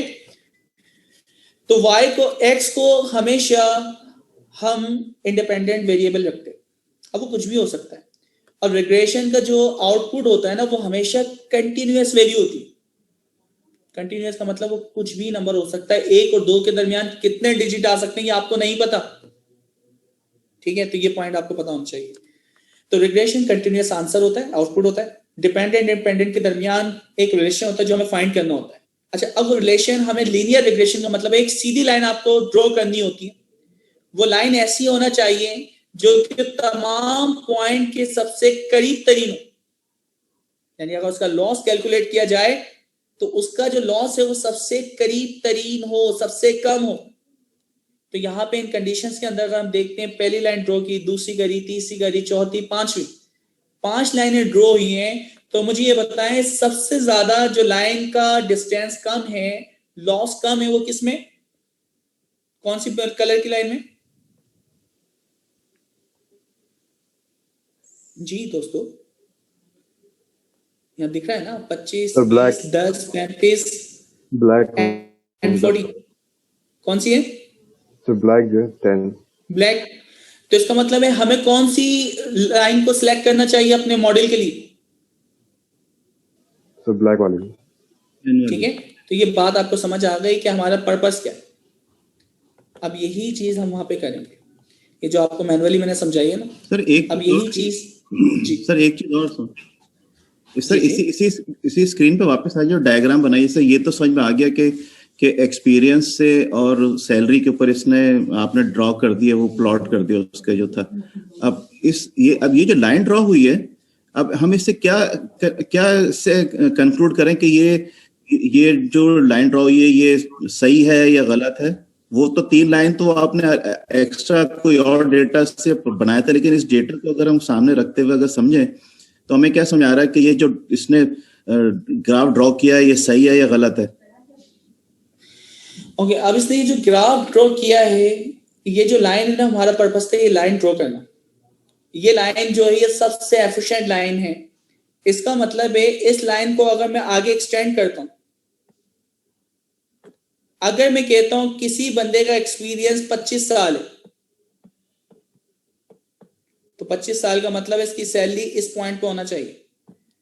अच्छा, अब लॉस जैसे आ रहा 5 या 10, तो इसका मतलब है कि 10 जो है या तो ज्यादा हो सकती है या 10 कम हो सकती है। ये आपके क्या मार्जिन गैप है।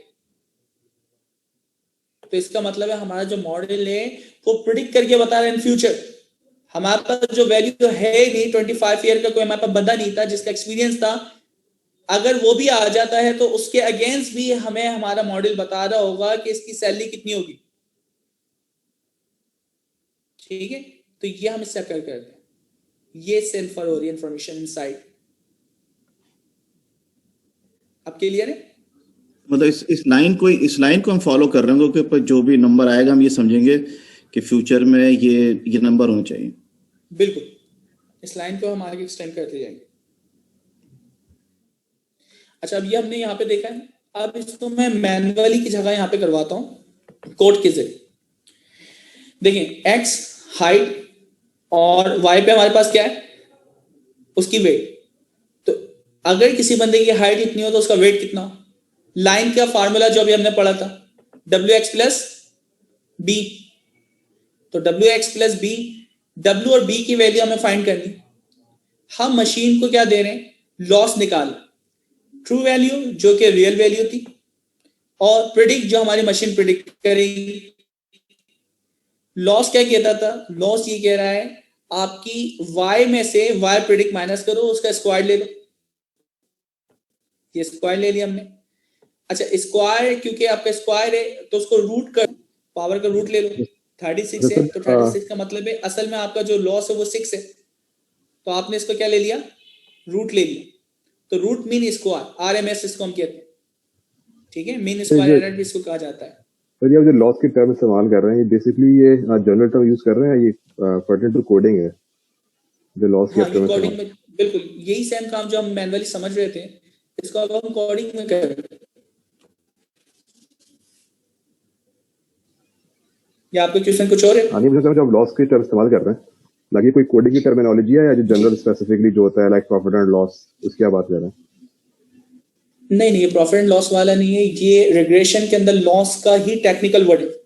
ओके, कि आपकी लाइन के दरमियान आपके प्रेडिक्ट y और आपका एक्चुअल y के दरमियान हर पॉइंट का फर्क होता है, ठीक है, जिसे हम लॉस कहते सही हैं। ठीक है, इसको लॉस भी कहते हैं, इसको हम कॉस्ट फंक्शन भी कहते हैं। सर, ये लॉस वाला वही फंक्शन है जो हम पीछे जो है मॉडल में प्रिडिक्ट के वहां यूज करके आए हैं। ये पिछला जो सीक्वेंशियल मॉडल है वही डेफिनेटली यही है। ठीक है, हर प्रॉब्लम के मुताबिक उसका लॉस फंक्शन अलग होता है। तो आप रिग्रेशन कर रहे हैं तो रिग्रेशन के मुताबिक लॉस फंक्शन अलग होता है। तो अब हमने लॉस एक डिफाइन किया। लॉस के ना बहुत सारे फंक्शंस हैं जो मैं आगे आपको डिस्कस भी करूंगा। रूट मीन स्क्वायर होता है, इसके अलावा आप x माइनस मीन बस यूज करते हैं उस पर भी हो जाता है। ठीक है, एब्सोल्यूट भी निकाल लेते हैं उससे भी हो जाता है।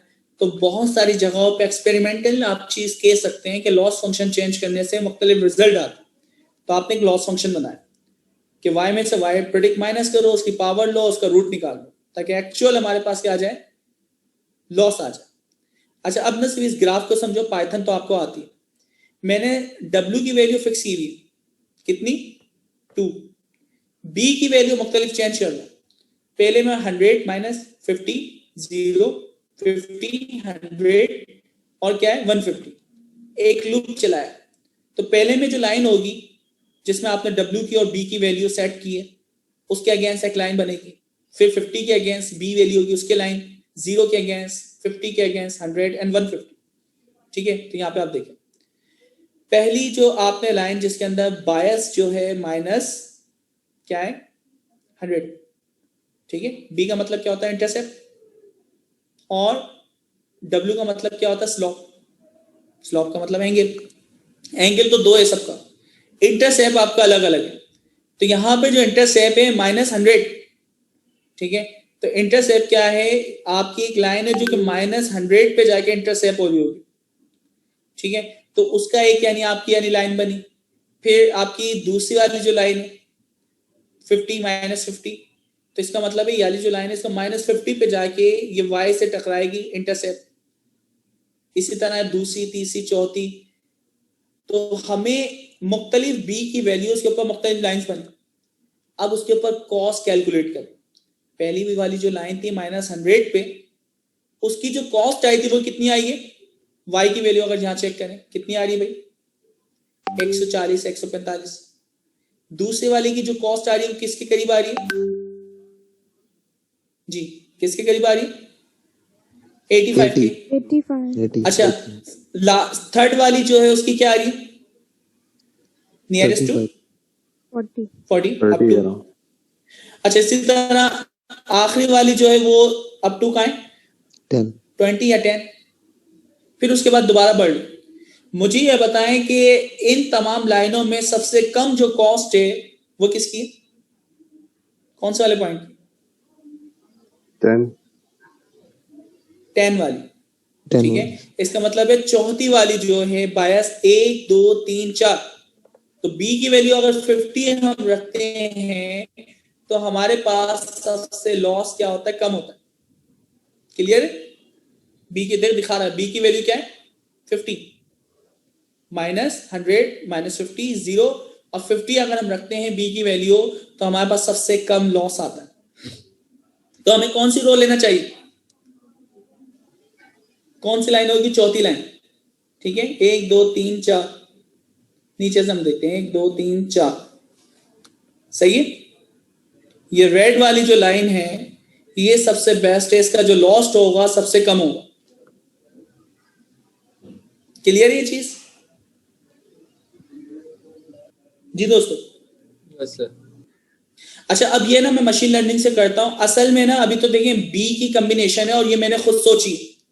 अब आप सोचें हमारे पास मिलियंस ऑफ डेटा रिकॉर्ड्स हैं, स्कैटर पॉइंट्स, हर पॉइंट से लॉस को कैलकुलेट करना है, तो बी और डब्ल्यू की वैल्यू क्या होना चाहिए जो सबसे अच्छी है, जिसके ऊपर सबसे अच्छी लाइन आपकी क्रिएट होगी।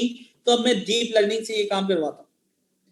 वही सिक्वेंशियल मॉडल वगैरह, डेंसली कनेक्टेड लेयर है, स्टोकेस्टिक ऑप्टिमाइजर हमने इस्तेमाल किया है, डेटा को लोड किया है, एक्स एंड वाई के अंदर आपने उसको तोड़ा है, ठीक है। शेयर देख लें, आपके पास 10,000 आपके पास सैंपल्स हैं। आपने मॉडल को ट्रेन करवाने के लिए उसका स्ट्रक्चर बताया, उसकी समरी देखी, मीन स्क्वायर एरर जो वहां पे आप फंक्शन बना रहे थे, या कितना आसान है, नाम लिख दो सिर्फ, सही है। नंबर एक पॉप एक्स एंड वाई, यहाँ ट्रेनिंग स्टार्ट हो गई। तो ट्रेनिंग जब स्टार्ट हुई तो आप देखें इसके अंदर लॉस कितने था, 1400 आ रहा था, फिर 500, फिर 500, लास्ट पे देखते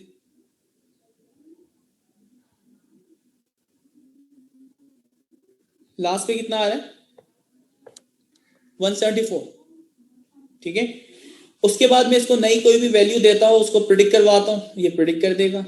अच्छा, अब ये देखें हमने ये प्रिडिक्ट की जो लाइन है ना उसको प्लॉट करवाया, सारा डेटा देखे हमने प्रिडिक्ट किया, तो प्रिडिक्ट वाई ये एक नई लाइन आपकी जनरेट हुई है। तो ये एक ऐसी लाइन है कि अगर मैं इसको आगे एक्सटेंड करूं, इसका डिस्टेंस तमाम पॉइंट से सबसे कम होगा, इसका लॉस तमाम पॉइंट से बिल्कुल कम होगा। तो W और जो B की वैल्यू है मशीन ने खुद फाइंड की है, और मैं वो देखना चाह रहा हूं W एंड B की वैल्यू क्या है। तो आप यहाँ पे model dot get weights W एंड B, तो W और B की वैल्यू, W की वैल्यू 7 और B की वैल्यू -348। तो आप सोचें अगर इंसान इसको मैन्युअली परफॉर्म करता और W और B की वैल्यू बार बार रैंडमली चेंज करके चेक करता, तो उसको कितना टाइम लगता सिर्फ ये वैल्यू फाइंड करने में। जबकि न्यूरल नेटवर्क ने हमें क्विक वो क्या थी उसकी रेंज मालूम करके बता दी कि W एंड B की वैल्यू क्या होना चाहिए, यही लर्निंग कहलाती। W और B की वैल्यू को फाइंड करना ही मशीन लर्निंग की लर्निंग है। तो वो बहुत सारे पैरामीटर पे W एंड B की वैल्यू को फाइंड करता है। अब ये क्लियर है? ठीक है, आप कोई चीज नई वैल्यू दें, प्रेडिक्ट करवाएं, तो उसके अगेंस्ट उसकी क्या होगी, तो ये हाइट है, उसके अगेंस्ट उसका वेट क्या होगा। तो अगर किसी बंदे की 200, अब वो क्या थी, मीटर है, हाइट है, वो देख लेगा मेजर, तो उसके अगेंस्ट उसकी वेट क्या होगा, ठीक है। तो 200 फिट तो नहीं हो सकता। यह हमने एक रैंडमली वैल्यू दी इनपुट के तौर पे कि ऐसी वैल्यू जो है भी नहीं है, इन फ्यूचर अगर आ जाए, या चले पुराने दौर में तो होते थे 200 फिट के लोग शायद, तो उनकी यानी अगेंस्ट उनकी क्या बता रही है, उनका वेट कितना होगा। क्लियर है दोस्तों? जी सर। तो आज हमने जो काम सीखा है ना, ये बड़ा इंपॉर्टेंट काम था। हमने ये देखा ट्रांजिशनल प्रोग्रामिंग कैसे होती थी, इफ एल्स, मशीन लर्निंग को हम किस तरह इनपुट और आउटपुट देना, वो हमें रूल्स दे रही। फिर हमने दूसरी चीज सीखी कि किस तरह हम मशीन को दूसरी क्या चीजें देते, दोनों पे इनपुट और आउटपुट देना, वो रूल्स दे रही है, मशीन लर्निंग में भी और डीप लर्निंग में भी। हमने कंप्यूटर विजन का काम भी देखा कि तस्वीरों को रख के हम उसके ऊपर कैसे काम करते हैं। हमने तीसरा और काम देखा कि रिग्रेशन वगैरह जो मैनुअली हम पढ़ते जा रहे हैं कि WX+B जो इक्वेशन है वो काम कैसे करती है, मशीन उसको किस तरह लर्न करती है, लर्निंग का पर्पस क्या है, लर्निंग का मकसद क्या होता है, WM/B की वैल्यू को फाइंड करना। तो जितने भी आपके एल्गोरिथम है डीप लर्निंग के, वो W&B की वैल्यू को ही फाइंड करते हैं कि बेस्ट सुटेबल वैल्यू कौन सी होगी। तो इतनी सारी जो लर्निंग गुजरती है, कैलकुलेशन होती है, तो उन कैलकुलेशन के अगेंस्ट फाइनल जो आप फाइंड करते हैं वो W&B की वैल्यू फाइंड करते हैं, जो कि आपकी क्या होती है, लर्निंग। मार्कशीट भी हमने बना के देख ली, हमने कंप्यूटर विजन भी बना के देख लिया, रिग्रेशन भी देख लिया। तो तकरीबन जो सुपरवाइज लर्निंग के अंदर काम होता है वो हमने सारे करके देख लिए। तो अभी हमने सिर्फ करके देखे हैं और इन फ्यूचर हम इनको बहुत डीपली पढ़ेंगे। आज की क्लास से रेलेवेंट आप लोग का कोई क्वेश्चन जो समझ ना आया हो, मैं इसको हाथों हाथ गेट के ऊपर पुश भी कर दूं।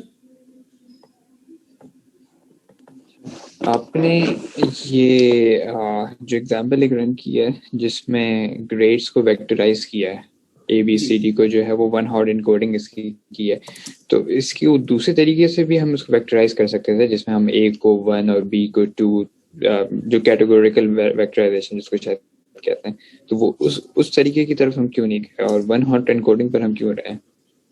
बेसिकली हमें चाहिए होती है प्रोबेबिलिटी हर क्लास के अगेंस्ट। तो हर आपके अगर ना 1 to 3 भी होता है ना, उसको 1 हॉट इनकोड ही करना पड़ता।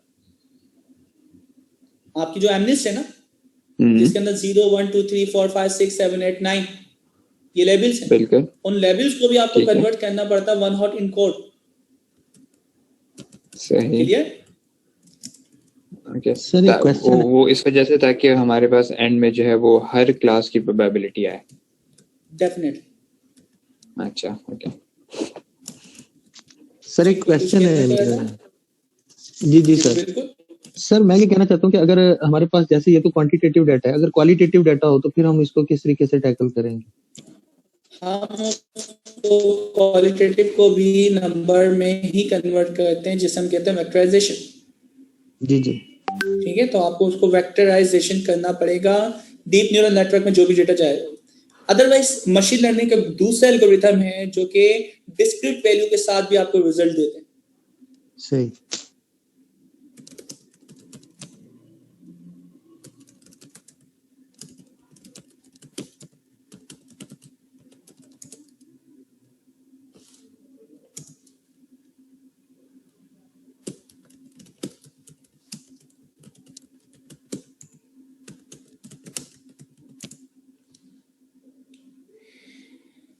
ठीक है जी, ये मैंने पुश भी कर दिया, डेटा आपको मिल भी जाएगा। फर्दर आप लोग के कोई क्वेश्चन? सर इसके फर्दर जो प्रैक्टिस है, एक्सरसाइजेज हैं, वो इसके इसी बुक्स पे से देखें, डीप लर्निंग वाली जो बुक सर आपने शेयर की। बिल्कुल टोटली हम इस किताब से पढ़ लेंगे सारी की सारी चीजें, जो भी आपकी चीजों की। ठीक हो गया जी, फर्दर आप लोग के क्वेश्चन दोस्तों। अब हम जितनी भी एग्जाम्पल्स पढ़ेंगे चैप्टर 1 के लेके चैप्टर 4 तक, वो सारी की सारी इन्हीं के ऊपर डिपेंड करती है। हमने वो सारा काम कर लिया जो हम चैप्टर 1 से चैप्टर 8 तक करने जा रहे हैं। ठीक है, तो इसका मतलब है आपको पूरी पूरी डीप लर्निंग आपने इन एक क्लास में सीख ली, सारा काम, क्या उसका लाइफ साइकिल क्या है। जी, फर्दर क्वेश्चन? सर असाइनमेंट के हवाले से बता दें। अगर बिना असाइनमेंट अच्छा, है। असाइनमेंट जो है रमशा, हमारी टीम ने असाइनमेंट बना ली। अभी वर्किंग चल रही है, ऑलमोस्ट डन है। ठीक है, तो असाइनमेंट बन रहे हैं, कंबाइन असाइनमेंट होंगे, आप लोग के साथ शेयर किए जाएंगे, देन आप उसके ऊपर वर्क करेंगे। सर अनाउंसमेंट की लाइव ग्रुप में होगी जो फेसबुक में ग्रुप। डेफिनेटली हम फेसबुक के ग्रुप के ऊपर, स्लैक के ऊपर, टेलीग्राम के ऊपर, इंडिविजुअल हर टीचर के चैनल बने हुए, कंबाइन चैनल हमारे यानी ग्रुप के बने हुए या इस क्वार्टर्स के बने हुए, तो वहां पे ये तमाम चीजें शेयर की जाएंगी। ओके ठीक है। अच्छा, फर्दर कोई टेक्निकल क्वेश्चन वगैरह हो तो मैं चाह रहा हूँ कि रमशा 6 मिनट जो है क्लास के जो है वो आप संभालें और उसके बाद फिर हम क्लास को एंड करते हैं। ठीक है, ओके, ओवर टू यू।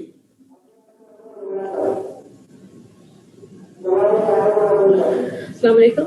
अगर किसी के कोई क्वेश्चन है तो वो पूछिए, किसी के कोई भी टेक्निकल क्वेश्चन है। वालेकुम अस्सलाम। मैम ये मतलब आज जो किया वो काफ़ी मतलब कि मुश्किल सा लगा है आज का लेक्चर, तो इसकी प्रैक्टिस के लिए हम मतलब कि बुक से ही क्या इसकी प्रैक्टिस कर सकते हैं या कोई और भी सोर्सेज हैं जहाँ से हम इसको देख सकते हैं?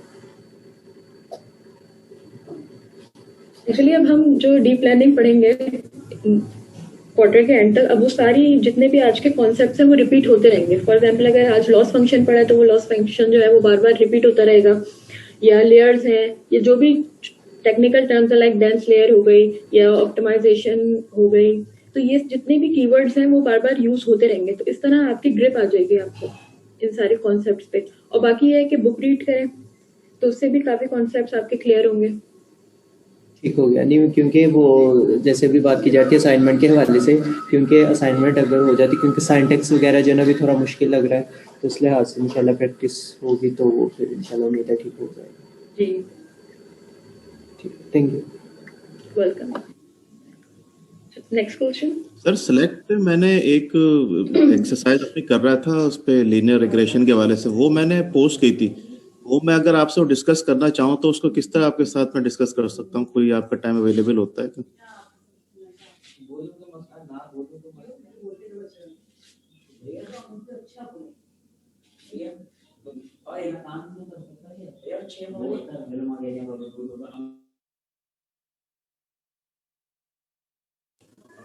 Sir Kasim, are you there? जी रमशा। जी सर, आपके लिए क्वेश्चन है। जी, क्या क्वेश्चन है? सर मैं पूछा था कि मैंने खुद से थोड़ा सा, मैंने आपसे लास्ट टाइम भी शेयर किया था ना लीनियर रिग्रेशन के हवाले से, तो मैंने सिलेक्ट के ऊपर कुछ आपको इमेज पोस्ट किए थे, तो मैं अगर वो आपके साथ डिस्कस करना चाहता हूँ कि उसको थोड़ा सा आप एक्सप्लेन कर दें, तो वो किस तरह से मैं आपके साथ बाद में, या स्लैक के ऊपर थोड़ा सा आप अगर उसको गाइड कर दें कि उसमें क्या डेटा रिजल्ट दे रहा है, तो थोड़ी सी अंडरस्टैंडिंग क्लियर हो जाएगी।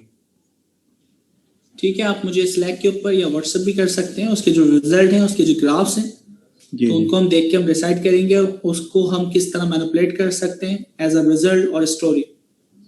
सही है।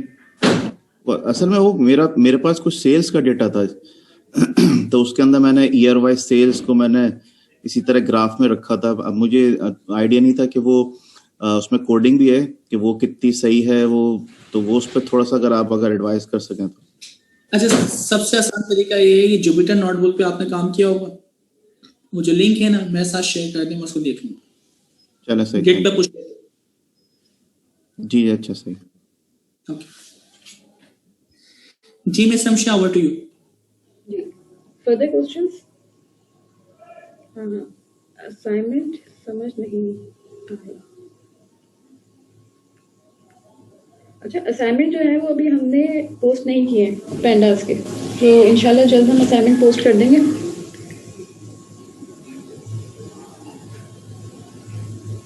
और कुछ क्वेश्चंस?